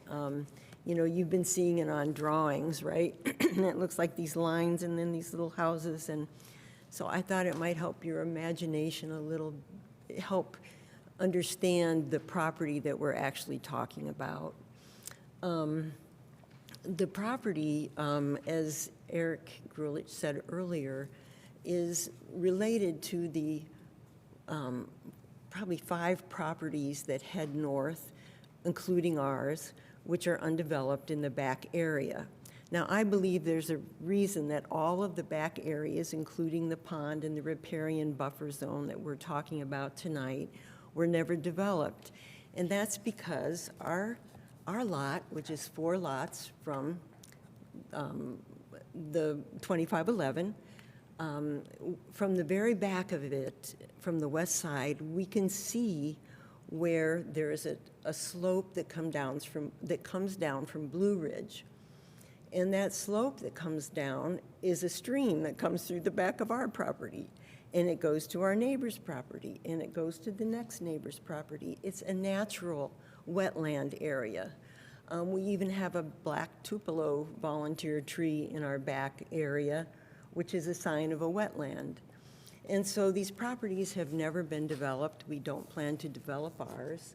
Our neighbors are hopefully I would like to put ours in the Sycamore Land Trust, because I think all of these properties, on top of being a corridor from Griffey Woods, where you can see the deer heading down to Cascades, they do provide an incredible wildlife sanctuary in the middle of the city. And these trees that are there are enormous, and they're kind of the backdrop of our neighborhood. They wrap their arms around us. In the winter, they're what we see that is still green, all the huge pines. We see owls, we see pileated woodpeckers. I recorded 12 birds the other morning in 5 minutes. So these are some of the pine trees that are so beautiful on the property, not ours, but 2511. And this, I wish that you could all come and see the property so that you could really understand what could be lost here. I know that when the engineers were talking about the benefit of having no cul-de-sacs and having through streets and having grids, That is a type of benefit, but there are other benefits and value that are more important to me than that. And that is the lived experience of being in a neighborhood. And this is our neighborhood. We don't want a street cutting through a small subdivision with a street going through. We don't want these plans. We would be happy if the city would consider a conservation district because we feel that that is more appropriate for this land. And I do impress upon the Plan Commission to request a wetland delineation survey because, again, it seems so apparent to us that it is, and that would change everything about what is possible on this property. This house will be destroyed. It's a nice example of a mid-century modern home. It's got its problems. They could, I think, be fixed. And we would love for someone to own it who would preserve it, or for maybe the city to take over and preserve it. I don't know. Lots of things are possible. There's a view from my backyard toward it, and you can see the immense presence it has. Thank you. Thank you.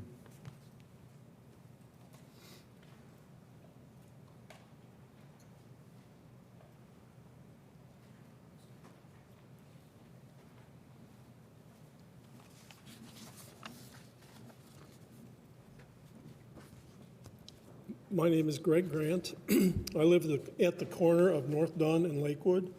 I expressed my concerns about the proposed development of a high-density subdivision at 2511 North Dunn Street to the Board of Zoning Appeals on February 26th. None of those concerns have been significantly reduced by the developer reducing the number of houses from 15 previously to 11 in their new plan. Therefore, I will try to better clarify my concerns. Number one, the lot sizes are still way too small. Pushing a high-density urban-style housing complex into an existing moderate and low-density suburban neighborhood would be severely disruptive to the character of the surrounding neighborhood and undermine property values. Approving such disruption could even undermine the value of Bloomington's Unified Development Ordinance for protecting property values throughout Bloomington. Number two, flooding. It could be worsened due to many factors, including conversion of at least 75% of the current permeable natural land area into impermeable surfaces. When new subdivisions are proposed in Indiana, the code and standard practice is to make certain that existing drainage issues for adjoining properties, downstream properties, and even upstream properties are addressed. This proposal ignores responsibility for this standard that the state of Indiana uses as normal practice for protecting other property owners. Even preliminary construction plans are not yet available for the public's review for stormwater management and pollution protection, erosion and sedimentation control. Therefore, it's premature at best to consider any UDO variances or waivers for items that could potentially increase this existing flooding. Number three, traffic. Likewise, a traffic safety impact analysis has not been provided for public review. The resulting traffic increase on North Dunn would likely reduce safety for all users, motorized vehicles, bicyclists, and walkers alike. Living at the corner of Dunn and Lakewood, I've witnessed personally how extremely unsafe North Dunn is already. Likewise, with or without the alleys, as specified in the UDO, it's unclear how cars can be parked without creating a major hazard, safety hazard. Like the traffic safety impacts, the proposed development's noise impacts have not been adequately quantified. Excuse me. The increase in noise would detract greatly from property values for all properties adjacent to either the proposed development or to access streets such as North Dunn. The traffic and noise impacts would be even worse if the planned road were extended to the lot's western boundary, as shown in the new plan for potential future extension to Walnut. Number four, environmentally, the new plan still violates the UDO specification to retain at least 60% of the existing tree canopy. Replacing 80 to 100 maturing 50-year-old trees using any number of new trees would not offset the loss of permeable surface and tree roots for water retention, nor would any number of small trees offset the loss of wildlife habitat and the protection of the environment more generally as intended by the UDO, as well as by so many other programs directed toward protecting Bloomington's natural environment for all of Bloomington's residents and visitors, such as Canopy Bloomington, Bee City, plans for habitat connectivity, wildlife corridors, et cetera, et cetera. Furthermore, no overall environmental impact assessment has been made public. In this regard, despite year-round pooling of water across the back of the lot due to drainage from the ravine to the north, as well as the 4-acre lot, the developer is now claiming for the first time there is no wetland at the back of the lot, despite what we heard earlier on the drawings, there's no wetland. This wetland determination needs review by appropriate state or U.S. authorities. In general, the plans provided to date by the developer are at best inadequate to estimate the proposed developments, the likely impacts on neighbors and others' property values. Additionally, to adequately address the concerns expressed by many of us, I would suggest that the developer and the city reconsider the developer's original plan for 2 houses or perhaps up to a maximum of 4 houses using a short-stemmed cul-de-sac that keeps the back 2 acres as natural as possible. In summary, I'd urge the Commission to deny the developer's requested waiver for the second hearing and to continue the case to July 13th so the new or revised plan with its unresolved drainage, wetland riparian, CBU sewer, and other waiver issues can be adequately addressed. Your time is up, sir. Thank you.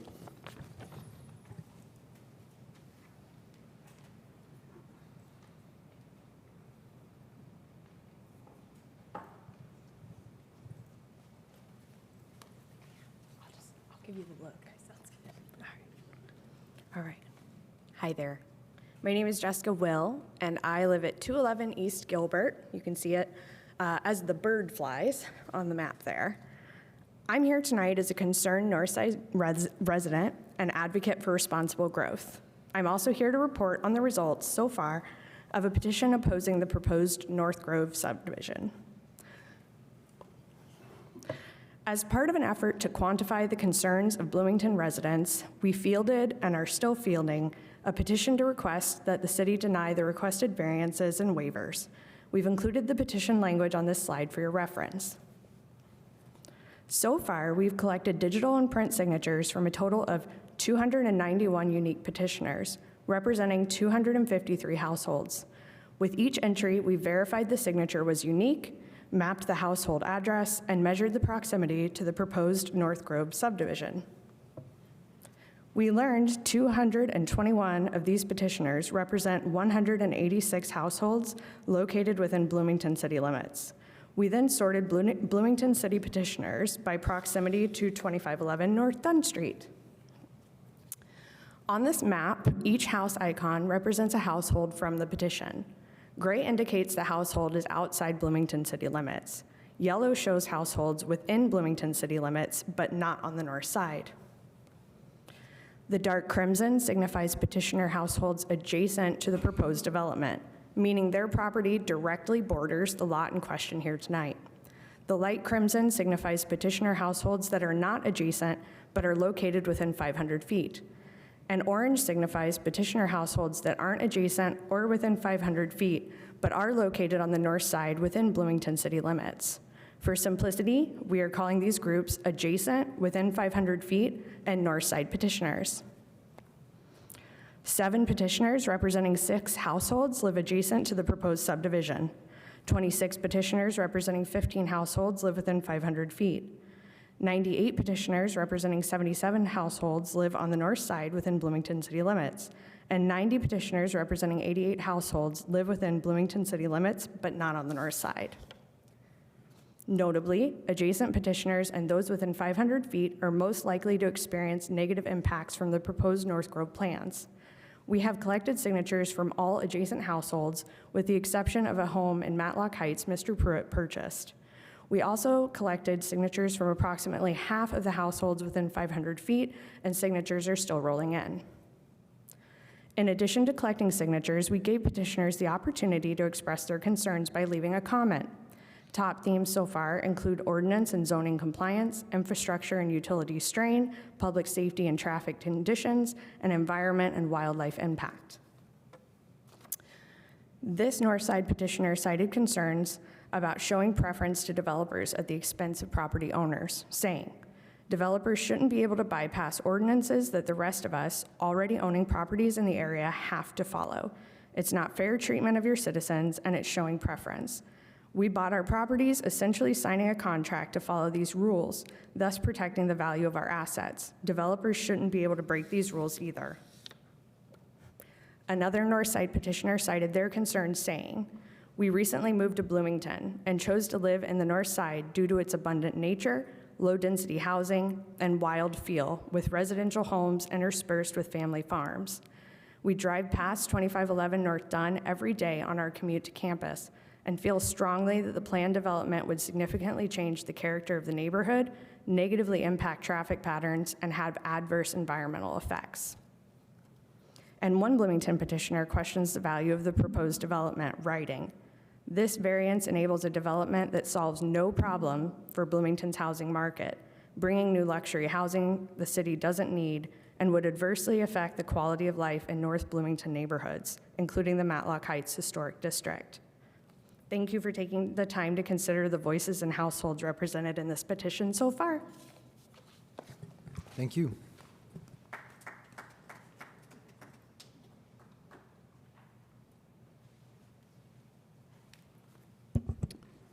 Hello, my name is Stephanie Dickinson, and I live at 2301 North Dunn Street in Matlock Heights. First, thank you for hearing our concerns tonight and taking the time to consider these issues. I have a map, can you go back to the slides, please, of the Matlock Heights neighborhood. I live on the south side of the neighborhood, but then I have another one with a map of the whole neighborhood and the historic district inside of it. The neighborhood association includes houses on both sides of Dunn Street up to Blue Ridge. This is an active and vibrant neighborhood of residents with a diverse range of ages, incomes, and abilities. Renters and homeowners, students, professionals, and retirees working together for a common goal of a safe and healthy community and quality of life. Can you go to the next slide? We have a neighborhood meeting twice a year with a lovely pitch-in picnic in the fall, people who connect and look out for each other. We work together on handling football traffic, problem-solving the stormwater challenges. We spent years forming the historic district to preserve the character of the neighborhood consistent with principles in the UDO. While a neighborhood association is not a legally binding agreement among neighbors like an HOA or the restrictions of the historic district, I hope that the Plan Commission will hear and respect the views and values of those in the neighborhood for which this subdivision will be a part. One question we haven't had a chance to ask is how this will work to have an HOA in this proposed subdivision that sits inside of the Matlock Heights Neighborhood Association. Seems like a little bit of a misfit. I hope that our group and the neighbors are not dismissed as typical NIMBYs. We do value urban density. We support single-family homes in Bloomington. I don't think it's simple sentimentality of the old days, but we don't think this is the right spot for increased density. Dunn Street is not built for high volumes of traffic. There's no shoulder or walking path, no bus line for commuters. The Plan Commission has a challenge to protect the character of these established neighborhoods at the same time as strategic expansion of housing. I hope we can work together to find the right places for this density. My neighbors have mentioned the stormwater flooding as a significant issue and clearly a sore subject. One I wanted to point out is the petitioner said that they were worried about the issues to the south of the, if you could go back 1 second, the south of the neighborhood, the south of the development is some homes, but it does flow, the drainage does flow directly to the west and the southwest. There was a little stream on one of the pictures Jamie had early on that does go to North Fritz. So that's Jean and Julie's properties right there. So the increased runoff, while the retention pond holds it, it will then flow from the retention pond directly to these backyards. We're concerned about the environment, the mature trees or riparian areas. We're concerned about possible wetlands. We would like more time to be able to facilitate or learn about what the process is for a proper wetland delineation. And I want to speak to concerns of safety. As I said, the traffic on Dunn is a huge issue. Cars traveling high speeds, they don't stop at stop signs. They're dodging cyclists and pedestrians. 11 more homes with 2 to 3 cars each will significantly increase the traffic on Dunn, increasing likelihood of accidents. Similarly, I'm concerned about the development's waiver for the alleys. While the neighbors adjacent to the property don't want an alley immediately in their backyard, as the petitioner said, there is a reason for safety that the alleys are required by the UDO to maintain the safety for the pedestrians instead of the drive cuts. I believe the alleys are not included in the plat simply because it enables more properties to be built on the lot. It seems to me that a plan of 2 to 3 houses with access off Dunn would solve all these problems. The most tree saving, the least disturbance of riparian areas, the least additional drainage, safety without needing alleys, no increased traffic, least cost to build, least city maintenance, and least harms to the neighborhood. Thanks so much for hearing us. Thank you.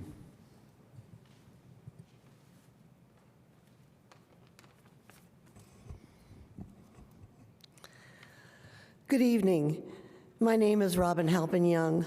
I live at 331 East Glendora Drive. I'm here tonight to speak out in opposition to the proposed high-density development at 2511 North Dunn Street.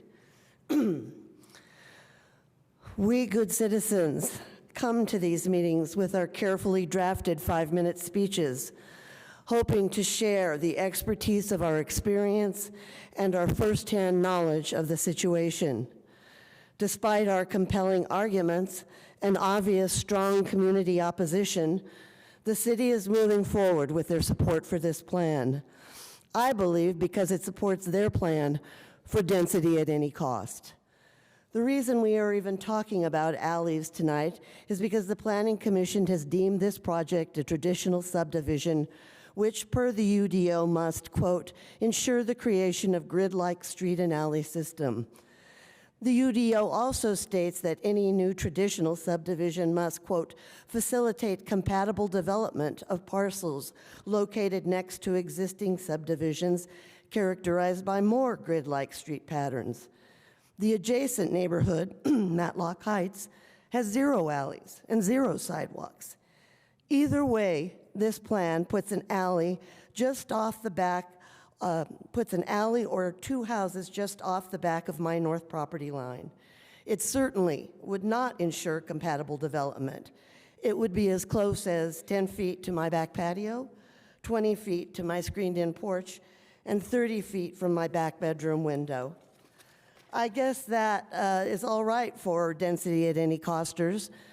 Any damage I may suffer as a result of loss of value to my property or loss of enjoyment of use I get as a result of this intrusion, or the already horrible drainage issues I suffer get worse, that would be all right.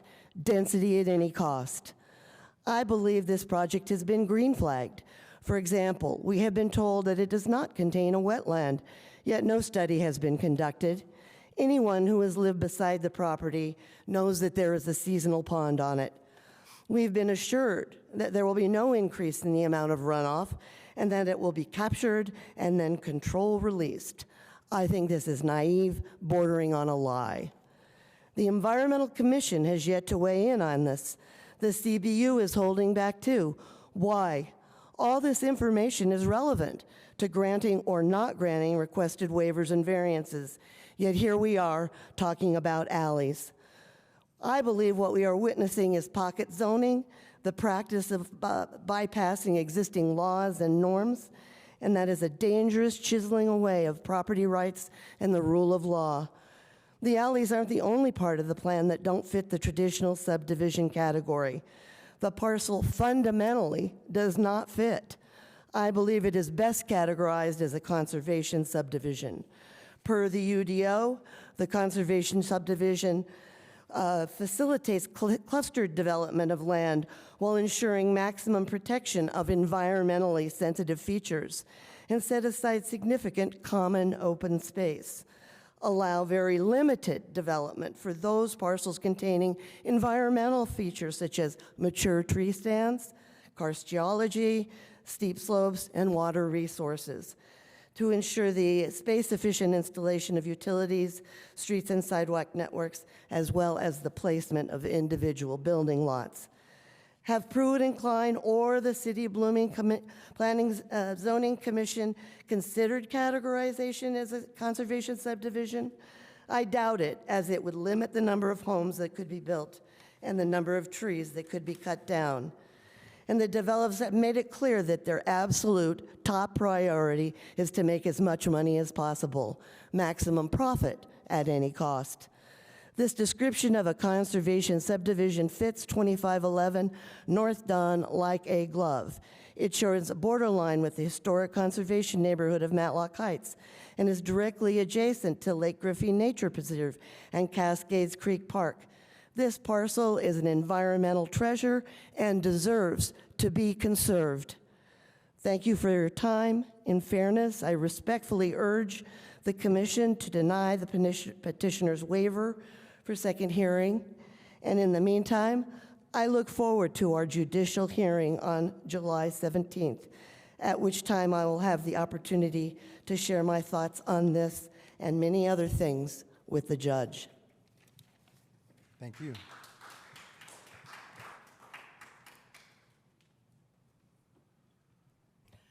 Good evening. I'm Susan Sandberg, and I thank my neighbors for their diligence in protecting the value of their homes and the integrity of our neighborhood. I live at 2201 North Fritz Drive. My home is more than my castle. It is my only source of wealth.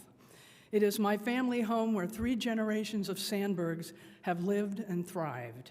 My home is what I have to pass on to my millennial daughter and her husband. It is the home our parents bought in 1992 and passed on to my sister and me. The value of our homes and the stability of this neighborhood are worth fighting for.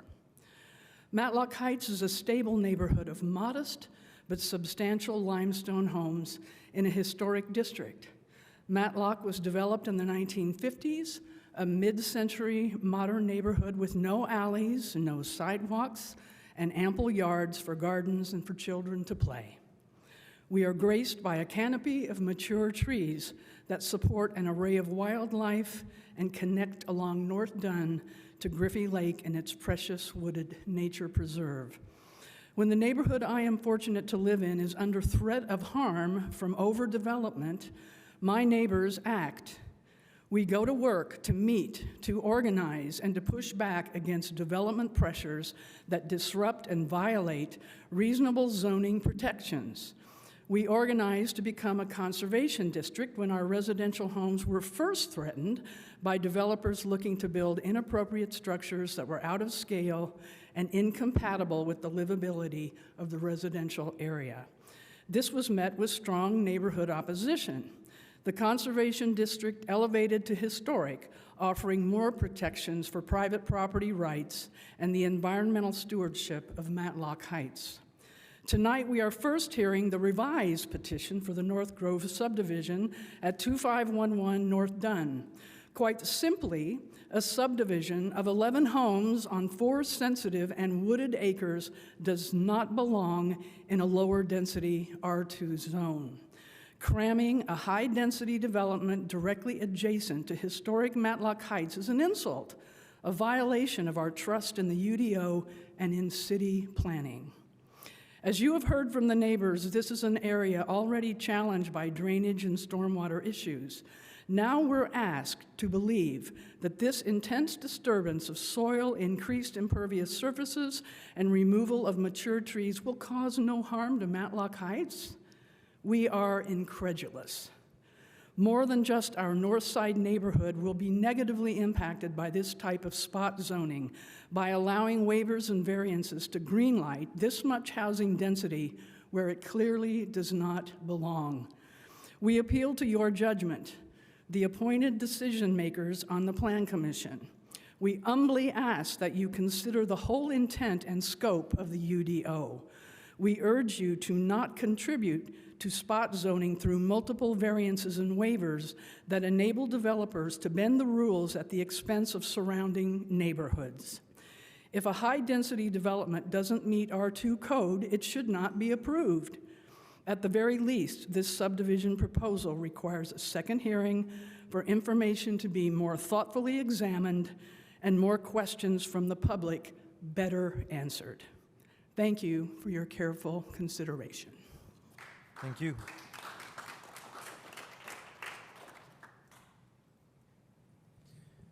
Eric, do we have any online commenters at this time? If there is anybody online that would like to speak, please use the raise hand function or send a message via chat and we can recognize you.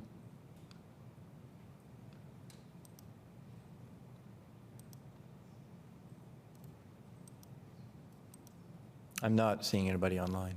Is there anyone else here who would like to make public comment? Okay, seeing none, we are back to the commission for any additional questions or comments. We'll start down here. Go ahead, Commissioner Stossberg. Can you clarify about lot size? Do the current proposed lot sizes meet the R2 requirements? Yes, so in the R2, 60 feet wide and 7,200 square feet is the minimum lot size, and these all meet that. Okay, thank you.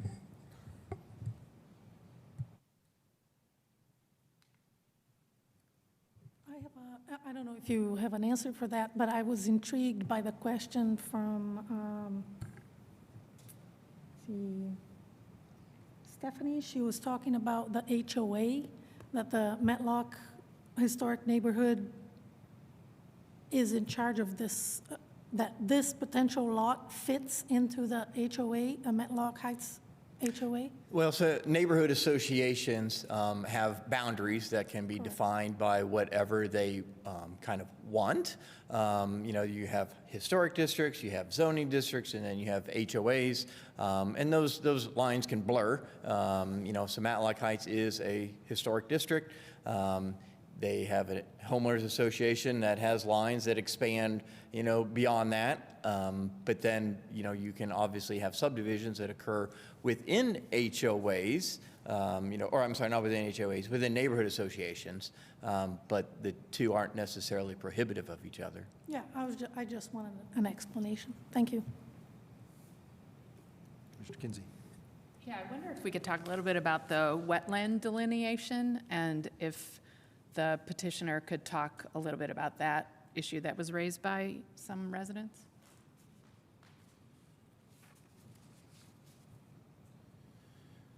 So wetland delineation was done at the beginning of this process, and it was done by the senior environmental planner at the city of Bloomington. She deemed it was not a wetland. However, since the beginning, we have decided to preserve it anyway, and we put around riparian buffers to protect it. So whether it's a wetland or not, it's being preserved as is, but the senior environmental planner did do a study on it, and it was deemed not a wetland. And is that, you know, Jamie and Eric, I'm looking for your wisdom here. And that is what would be required in a UDO to delineate a wetland, is that senior environmental planner would deem it a Yes, wetland. so we do an assessment to see if there is a wetland present that then warrants a study to define it and go forth, you know, with a more in-depth analysis. And so our environmental planner went out there, certainly looked at the site, looked at all the characteristics and the attributes that are required to be evaluated, and did not find that it met that warranted wetland study. Yeah, because, I mean, I read the UDO, and it certainly makes a lot of statements about preserving wetlands and easements and conservation, but as the petitioner even indicated, this has been placed into a at least a common area with riparian buffers and easements. That is correct, and preserved at that. I just want to take just a second, per your question, as we are not, from the beginning, I think we have tried our best to really preserve a property that I agree with the neighbors is stunning and has characteristics of it that are warranted to preserve some of it. And we have tried to do that. We understand that I believe we could have tried for a more dense subdivision, and maybe some don't believe that or don't believe us that we haven't done that, but we have taken parts of the site in and out of a riparian requirement to preserve with the best intentions to try to marry those two together. Okay, thanks.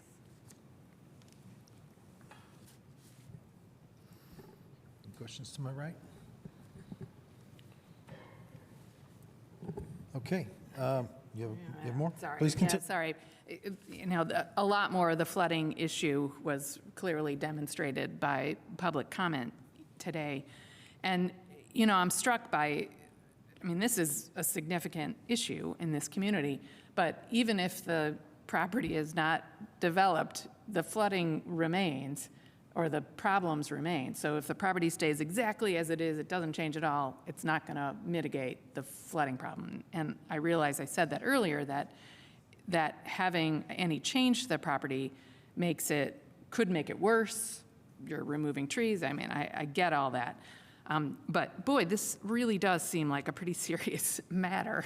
And, you know, I saw some of the reports that were in the packet that indicated when people started to reporting it. So I guess I just want to do more public announcement or public information that this is a reportable, you report, needs to be addressed for this neighborhood. And I just wonder if you know, if Eric and Jamie, if you guys from a city perspective have any other advice about what to do about this larger flooding issue that's clearly, as you know, it's going to happen, it's happening, it's happened, it's serious for this neighborhood. Yeah, so that's certainly something that City of Bloomington Utilities is very aware of. And so there are drainage easements that are being required on both the north side and the south side of this property, as well as swales that are being installed with this to capture and collect that water. So certainly the site now has no stormwater collection management system whatsoever, and it just sheet flows and drains to adjacent properties. You know, as we've certainly seen with developments, you know, allowing for something to be developed allows for it to be brought into compliance with current requirements. But also, again, that's one of the reasons why I said we're recommending continuance tonight, is to allow for City of Bloomington Utilities to continue to review it, make sure that it meets all of their requirements, so that when we come back to the Plan Commission, you know, we can sit here and say that Utilities has reviewed it, you know, the plans meet, make the situation better, and can have somebody from CBU here as well to speak to that, to speak to all of the things that they're trying to solve on this. You know, Dunn Street has no stormwater infrastructure now, so this would be capturing some of that and directing it, and providing for a stormwater management system, like I said, where there is nothing now. Yeah, I like the way you just phrased that the plan meets or makes the situation better for stormwater management and water. Okay, all right, thank you. Commissioner Sussman. Thank you. I have one more. Somebody raised the issue of HOAs managing the retention pond, and that being a concern for them based on their prior experience with something similar. Can either or both, maybe the petitioner and staff, speak to that in terms of procedure that is normally followed, how that's maybe worked in your experience in the past, if the petitioner has done other developments where HOAs have successfully managed that kind of infrastructure? I would love to hear about it. I can just kind of address from the city perspective initially, and then the petitioner can give a little bit of their experience. They've certainly been involved with a lot of subdivisions. So the UDO over time, you know, as we kind of look as how it has evolved, in 2015, I think, is when we required all detention areas to be on common area lots rather than just located within easements. Having them located on a common area lot provides a mechanism for homeowners association to be involved, have an operations manual that outlines what are the maintenance requirements for these detention facilities, but then also provides a mechanism where we can pursue enforcement if a facility is not being maintained. So the Utilities Department and their operations manuals that go along with the subdivision approval have requirements for, the size of capacity, maybe maintenance that's required on an annual basis. And that's one of the things that has certainly been an issue with this is ensuring that the pond can be maintained with the access easements, which is why we have this language that's being crafted to this for this project to make sure that they can be maintained while at the same time balancing the environmental preservation requirements of the UDO. So the petitioner wants to add any from personal experience. The only thing I'll add is it's the process over the last, and I've been practicing for 17 years, and the practice has gotten a lot better in the last 5. I think a lot of HOAs now have a manual that they can really look to. Those are now being recorded. So it's public information on how those get maintained. And there needs to be funds that are set aside for the maintenance of these ponds. And yes, we plan on doing an HOA.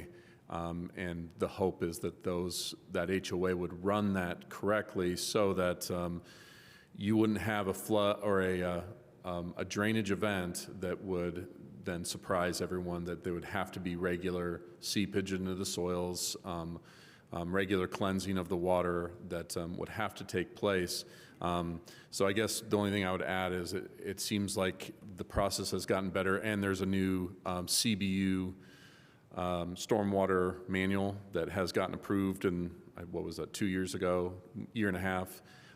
That also is just a little more strict and stringent, which is a good thing, and it helps regulate and the heightened events that we're seeing. It's a little stricter on those, so that's the only thing I would add right now. Great, thank you so much. Any other questions or comments or motions? As a reminder, the staff recommendation is that we continue this case to the required second hearing on July 13th. So moved. Second. All right, we have a motion and a second. Any final comments before we call the question? I do want to make sure that we log a couple of concerns as we continue this proposal and consider it. And one is around all of the CBU discussion that we've had. We earlier indicated that we want to make sure CBU representative is here. I think that would help us in the discussion, and I appreciate what the petitioner was just saying about the new CBU stormwater management requirements, and I think getting a copy of that might be helpful. I don't know if I could weigh in on that, but at least making sure that we're aware of all of that, and CBU is aware that it's been mentioned here today in case there are further questions, that we get that. Somebody who knows that work well. To me, that's really important. The other thing I think is if there's any other information from, I realize the environmental planner is out, but certainly getting a little more information about the review, and if this was a delineated wetland, I think we need to know that and how it was reviewed before. That would seem helpful. Any other comments? Good. Thank you. Yeah, I just first want to thank all of the commenters for coming out and speaking tonight, and also the number of people who emailed their comments in. I know that you care a lot about where you live and your neighborhood, and that shows. And I do appreciate when people come out and share their concerns. And I hope that at least some of what we've said allays at least some of those concerns in terms of some of these issues. Secondly, I want to second what Commissioner Kinsey just said about the wetland review piece of this. I did a quick Google search, and like, how do you figure out where a wetland is? I used to do environmental education, for those of you who don't know, with kids mostly, and there was a wetland on the park property that I worked in, and it was fantastic. And there are some real specific indicators of wetlands.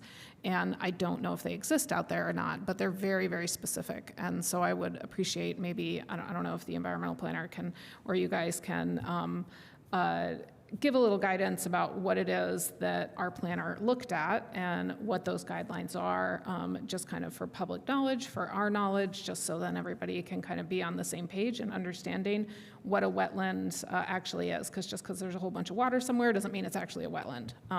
That it has to do with soils, and it has to do with how the water retains, and what exact plants there are. It can't just be one or two, there has to be several. So anyway, I just want you to know that I hear those complaints and those concerns, and the flooding is real. There's flooding all over this town, in all kinds of places, and it absolutely has increased over the last several years. And some of that, I think, is aging infrastructure, and some of it is worsening storms. So we certainly don't want anything new that is built to make any of that any worse than Mother Nature is already making it. So thank you. Thank you. Any other final comments? I just want to make a quick comment about the road. First of all, I think the idea of it stubbing to the north makes very, very little sense. And I doubt that it was ever seriously considered, because it would go to nowhere. There would be 6 lots it would have to go through to connect to anything to the north. Makes perfect sense to have connectivity to the west there. And I know we don't, in our current UDO, have a mechanism for a payment in lieu, but this really highlights why we probably should. I mean, if a developer otherwise would be required to foot the bill for the construction of a road, and it's going through an environmentally sensitive area, that we wouldn't want to construct it unnecessarily until the connectivity really exists, then payment in lieu makes perfect sense here. I think it really is something that we should consider for this kind of situation, because this is not the first time we've seen it, where we were wanting a developer to continue a road, but it really is not going to be used for any predictable period of time. So that's something that we should come back and look more closely at. If there's any other questions, we'll call the roll on the motion. All right. Bishop, Yes. Holmes, Yes. Kinsey, Yes. Slossberg, Yes. Whistler, Yes. Burrell. Yes. All right, motion carries. That petition is continued. We'll hear it again on July 13th. Next up on our agenda, we have subdivision 2026-03-0005, Built Alt LLC, and I believe Eric's going to present this one. Yes, so I'm going to actually present both petitions at the same time, because they're very intrinsically related. So this is a petition for Built LLC for a property at 1320 South Rogers. So the petitioners are coming forward for final plan approval to allow for the construction of 5 buildings. And then also included within this is a request for a secondary plat amendment to allow for the vacation of certain easements that are within this particular parcel. So this is within the Thompson Planned Unit Development. This is located on Parcel C. This particular parcel, as you can see right now, is undeveloped. It is part of a larger final plan that was somewhat phased and segmented out and started in 2008. with an office park that was approved or envisioned for a majority of the area. They built one particular property in there that was out of the floodplain, but the remainder of the area has kind of sat undeveloped. So the map that you see now is an exhibit of the floodplain that surrounds this area. This went to the Board of Zoning Appeals for conditional use approval to allow for the placement of buildings and roads. The Board of Zoning Appeals did approve that, so the petitioner is coming forward tonight to request final plan approval to kind of carry forward with the development of this parcel. So this is an excerpt of the final plan approval that was given in 2008. So you can see in the top northeast corner of this a building that was proposed. That's the one building that has been actually constructed on the site. The final plan approval at the time envisioned other buildings being constructed to the south of that with parking along the west side. The petition was developed with the expectation that the buildings would all be out of the floodplain. You'd have some parking within the floodplain to the west. There was a multi-use path or a pedestrian path that was installed through the west side of the site that went through that floodplain and riparian buffer area. There was a substantial kind of planting plan that was accomplished with that as well. But as I mentioned, the only thing that has been constructed is that office building on the north side of the property, and the rest of the property has sat empty. There was also a subdivision approval that was done in that 2008-2011 period that platted some right-of-way for Hillside Drive. As I mentioned, it was expected that this parcel that we're talking about tonight would be developed at a later time. There were a series of blanket easements that were placed along this property to deal with everything. Utility easements, access easements, drainage easements, just blanket easements that were placed across the entire property. And so with this petition, now that we have a specific development proposal coming forward, the petitioner is amending some of those easements to vacate some of those and place them where actual infrastructure will occur. So this actual specific development plan consists of 5 buildings. As I mentioned, these would be for the use of contractors' yard. So what is actually envisioned here are a series of work bays within these buildings that the prospective tenants or leasers would store the materials, could also operate out of and work from, could store work materials, work vehicles, whatnot. But then, yeah, could also use as their workspace. So these would be, in essence, self-storage type buildings with large pull-up doors and individual doors to access the buildings or each workspace. And so one of the challenges certainly with this has been managing buildings and work within the floodplain. So you can see again on this exhibit here, the blue line shows that floodplain line. There is a portion of 2 buildings that are within that floodplain. All of the buildings that are in here would be elevated 2 feet, at least 2 feet above the lowest floor elevation. So that meets DNR's flood proofing requirements as well as Corps of Engineers flood proofing requirements as well. One of the aspects with this that they also have to manage is not increasing any flood elevations, and so they're accomplishing that by creating these compensatory storage areas. So they're offsetting areas where fill is occurring with excavating additional areas so that you have that balance. And so there are 2 ponds that are being shown here. One is predominantly serving as a stormwater detention component, and then another is serving as a compensatory storage area. So again, just like with the last petition, the petitioner has been going through a lot of conversations with City of Bloomington utilities to try to manage this very technical aspect to ensure that it meets CBU's requirements as well as DNR and FEMA requirements for floodwater capacity. So the petitioners are about halfway through that conversation right now, but they have worked at least to a comfort level with CBU where, CBU has said that they are, able to proceed forward. There's still some more intricacies to work out, but conceptually, it does appear that it will work. So the petitioners are moving forward with the site plan approval and then the plat amendment, as I mentioned. So the buildings would all be accessed internally. There would not be any access drives on Rogers Street. So the property was developed with a drive cut on Patterson to the north. So that drive is a private drive, moves through the site and connects to Hillside Drive, to that right-of-way that I mentioned that was platted in 2011. So all of the access to these would come from that internal drive. All of the buildings do have to meet our architectural requirements, as well as our landscaping requirements. There are street trees along Rogers Street now. The petitioner will be filling in where there are some gaps.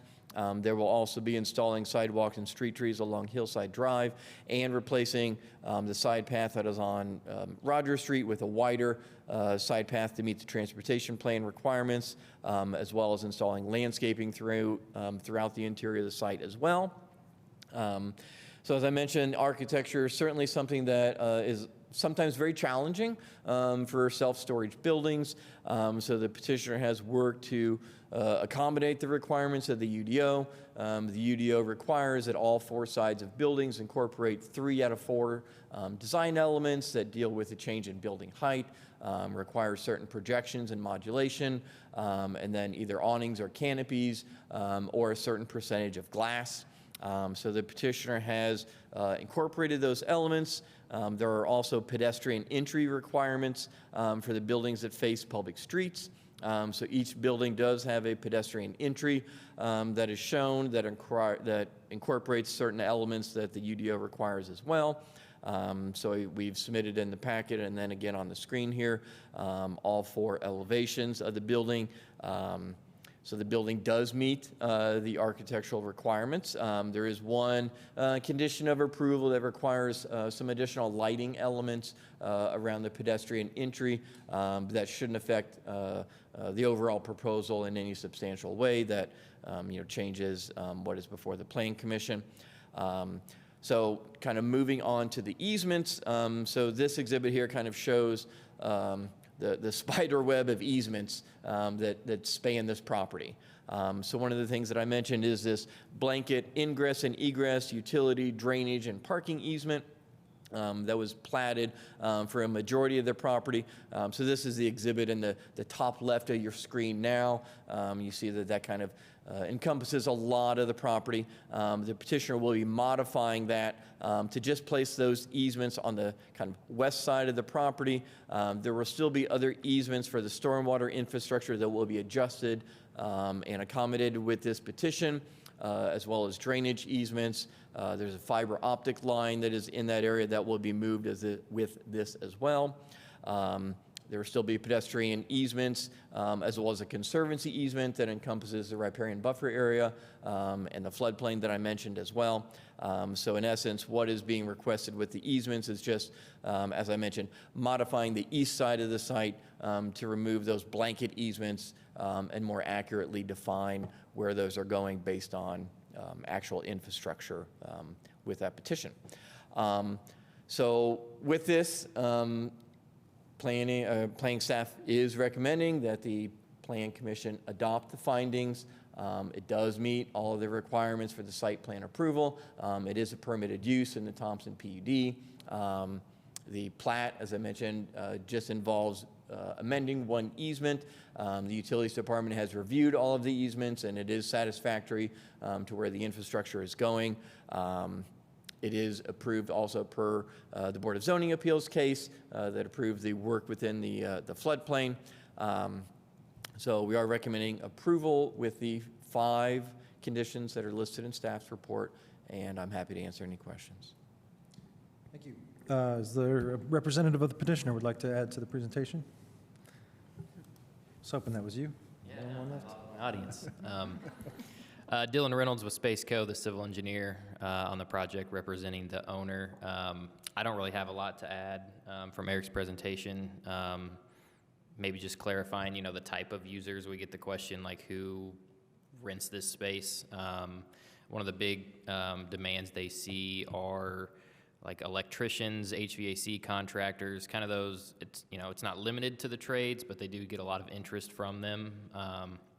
Just as somebody, let's say you're a small shop that you got, you know, you're an HVAC guy that's got a couple vans and you kind of just need a home base that can kind of be half, you know, somewhere to park my vehicles, half, you know, mini office space just to kind of have as a home base, is really kind of the intent for these type of uses, that someone that kind of needs that kind of niche space to rent. So, but other than that, I can answer any questions. Thank you. Are there any questions from commissioners? Commissioner Kinsey? Yeah, the question I have is exactly kind of where you were just going with this, is who rents this and what are they? And I can't say that in the time that I've been here that we've talked about what is called this contractor's yard designation. And I don't know if, is there another example of this that we've seen recently, or is there another example in town of contractor's yards? So a contractor's yard represents a wide range of things of what you'll see on the ground. Typically, so the UDO does have a definition, and so it's, you know, characterized by folks in the trades industry, plumbers, electricians. You know, allows for things to be stored outside. You know, stored vehicles that are used in those trades industries. And so, you know, and it allows for them to use it as their workshop as well as for customers to visit it. So we don't have something exactly like this. You know, you have other things like plumbing businesses, you know, electricians businesses that have large outdoor storage yards. You know, but this use, you know, the Thompson PUD was an industrial use. It certainly envisioned other industrial uses within that area. So this is one of the allowed uses, and it is in keeping with that. That's why we're here. It's nothing like it. Yeah. Commissioner Stossberg? Yeah, thank you. I have a few clarifications. So I think you answered the first one, Eric, that Hillside will end up like connecting now on the other side. So it'll be like an all the way through sort of little bend behind these. Okay, great. How many, and this is for the petitioner then, how many units are going to be available for rent? And do you know about approximately how much rent will be on those, and like your lease terms, like is going to be per month, per year, per 6 months? Or are you not that far yet? I do not know the rental rate. Obviously, we can get that information from the developer if you guys want it later. Eric, if you want to pull, can you pull the elevations back up? You can kind of just see, I don't remember the exact number, but this elevation will tell you. Each space has one man door and one overhead door. So when we get this elevation pulled back up, there's only a handful per. But I think the demising walls can also be moved too. So if you want to be able to, you know, if a tenant needs both. 10 units per building, and you've got 5 buildings. Yeah. So could be up to 10, but if a tenant needs more space, they can take more of the building. Okay, so like somebody could rent, say, 2 of these side by side and like remove the wall in between them somehow? Interesting. Okay, great. I should also mention this was presented to McDowell Neighborhood Association, and they seemed very favorable and interested in it. You know, it would activate the space and provide for jobs within the area, so it seemed favorably received. Okay, and then I think the last question that just occurred to me as you were talking, in terms of the electricity in the units, are they going to be solar capable? Because as you're saying, like if people can park their vehicles and things like that, and there are more solar vehicles now, so is that going to be a possibility in terms of somebody who might want to have a solar vehicle charger in there? At this point, there's no plans for that. I can't speak on if that's a future capability they want to add, but at this point, no. Okay. I think that's all for now. I saw somebody else's hand up down there, so. Since we had the elevations up, I wanted to just ask staff, are the void to solid ratio requirements in the PUD pretty different from what we see in in the UDO and in other zones? Yep, so the design elements, so downtown has, each district has kind of their own standards, so the downtown has certain architectural standards, and then outside the downtown, you're different. The basic design elements are you have to have 3 out of 4 design elements on all 4 sides of the building. The one that you're thinking of, the void to solid, talks about the incorporation of glass, requires at least 50% of a facade or a module have that glass element. They don't have to do that. They've elected to do the other 3, which are a change in building height, projection of that module, and then the incorporation of awnings and canopies. So they do not have any glass on the buildings, but they have accomplished it through the other 3. Thanks. Just briefly, so I realize this is an allowed use in the area. Is it, and you mentioned workshop, is like manufacturing allowed in it, or is it lower intensity use than that? My only concern is there is residential right across the street, and I'm like wondering how loud, is it going to be disruptive as compared to what was there before? Technically within the Thompson PUD, light manufacturing isn't permitted use. That is actually what Catalent is listed as a light manufacturer. The difference would be light manufacturing is you take pre-assembled parts and you put them together versus heavy manufacturing, you're making the whole thing from scratch. Is there, and I apologize, I'm not familiar enough with it. I know that mentioned that there were trees to be planted. Is there anything there that helps mitigate noise or other things for, Landscaping and everything is planned to be indoor. I know Eric mentioned that like outdoor storage, I think is technically allowed by right. Is that correct, Eric? It is with the contractor's yard. This does not identify any areas where that would occur. We don't have any, it's allowed, but we don't have any plans, so it'll all be indoor, so landscaping and nothing outside. Okay, thank you. Any other questions or comments? Commissioner Strasburg? Yeah, I kind of have a follow-up to that. Like, in terms of the view from across South Rogers, what are they going to see? Because I was realizing, like, these mock-ups that you showed on the slideshow, they all show the full-size doors, but you also said that access will be all from, like, the inside of the property. So what is somebody going to see when they're, like, driving by in Rogers? Or if they live across the street? The one that actually I guess is showing right here is one of the buildings. This would be the side facing Rogers, so it does have the pedestrian entry door, but otherwise it's a pretty solid front. Okay. So there's no overhead doors facing the perimeter. Okay, so there's just like a single, and where is that single door going to go into one of the units then, or like an office kind of space for the yard itself, or? Yeah, right now, just one of the units. Okay. And what kind of landscaping? Is there just going to be like street trees there? Is that, like, what's the setback?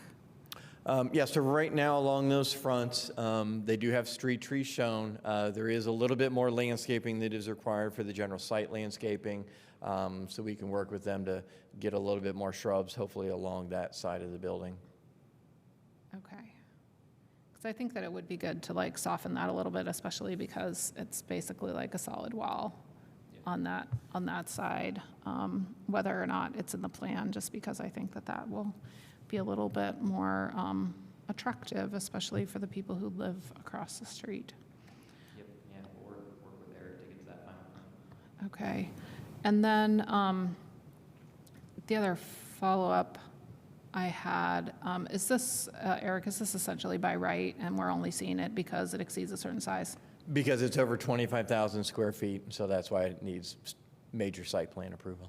Okay, thanks.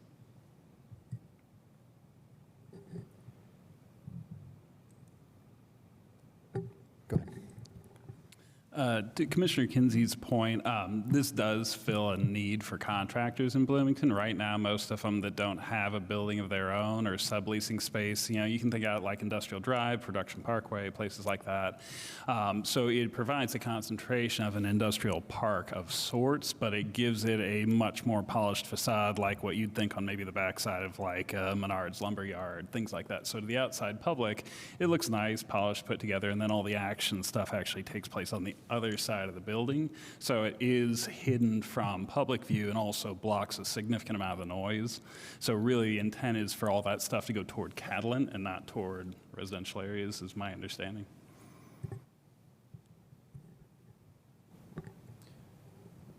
Any other questions or comments? Quick question for legal. Do we need two separate motions on each of these, or can we? Well, before, we should hear public comment, obviously. You can do two separate motions or one. Okay. Is there anyone who would like to make public comment on either SP 2026-03-0005 or subdivision 2026-03-0005? If there is anybody online, please use the raise hand function, and we can recognize you. Last call for public comment. Yeah, I don't see anybody online. All right, back to the commission. The staff recommendation is that we adopt the proposed findings and approve SP 2026-03-0005 and subdivision 2026-03-0005 with 5 conditions that are listed in the packet.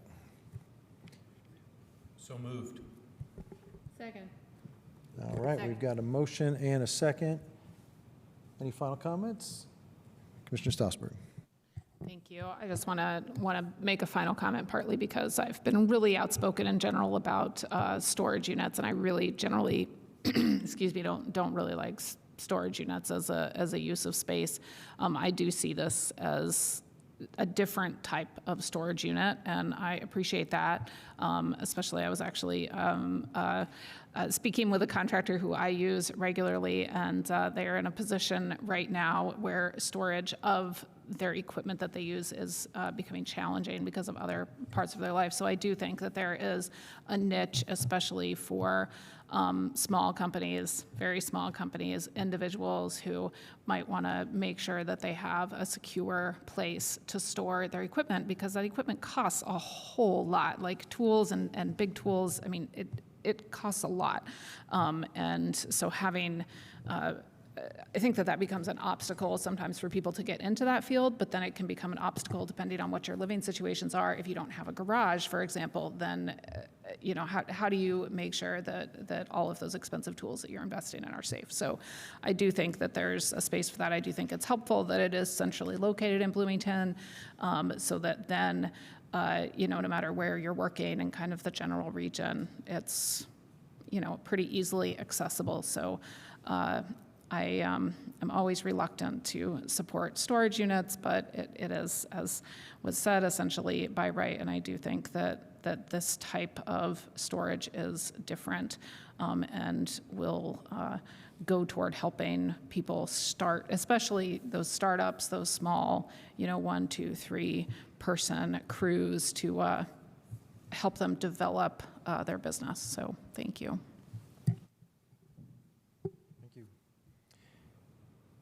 Anyone else? All right, let's call the roll on the motion to approve. Holmes? Yes. Kinsey? Yes. Stossberg? Yes. Whistler? Yes. Burrell? Yes. Bishop? Yes. All right, motion carries. Thank you. Appreciate Thank it. you. And that is our final petition for the evening. Any announcements, questions before we adjourn? All right, thank you all. We are adjourned.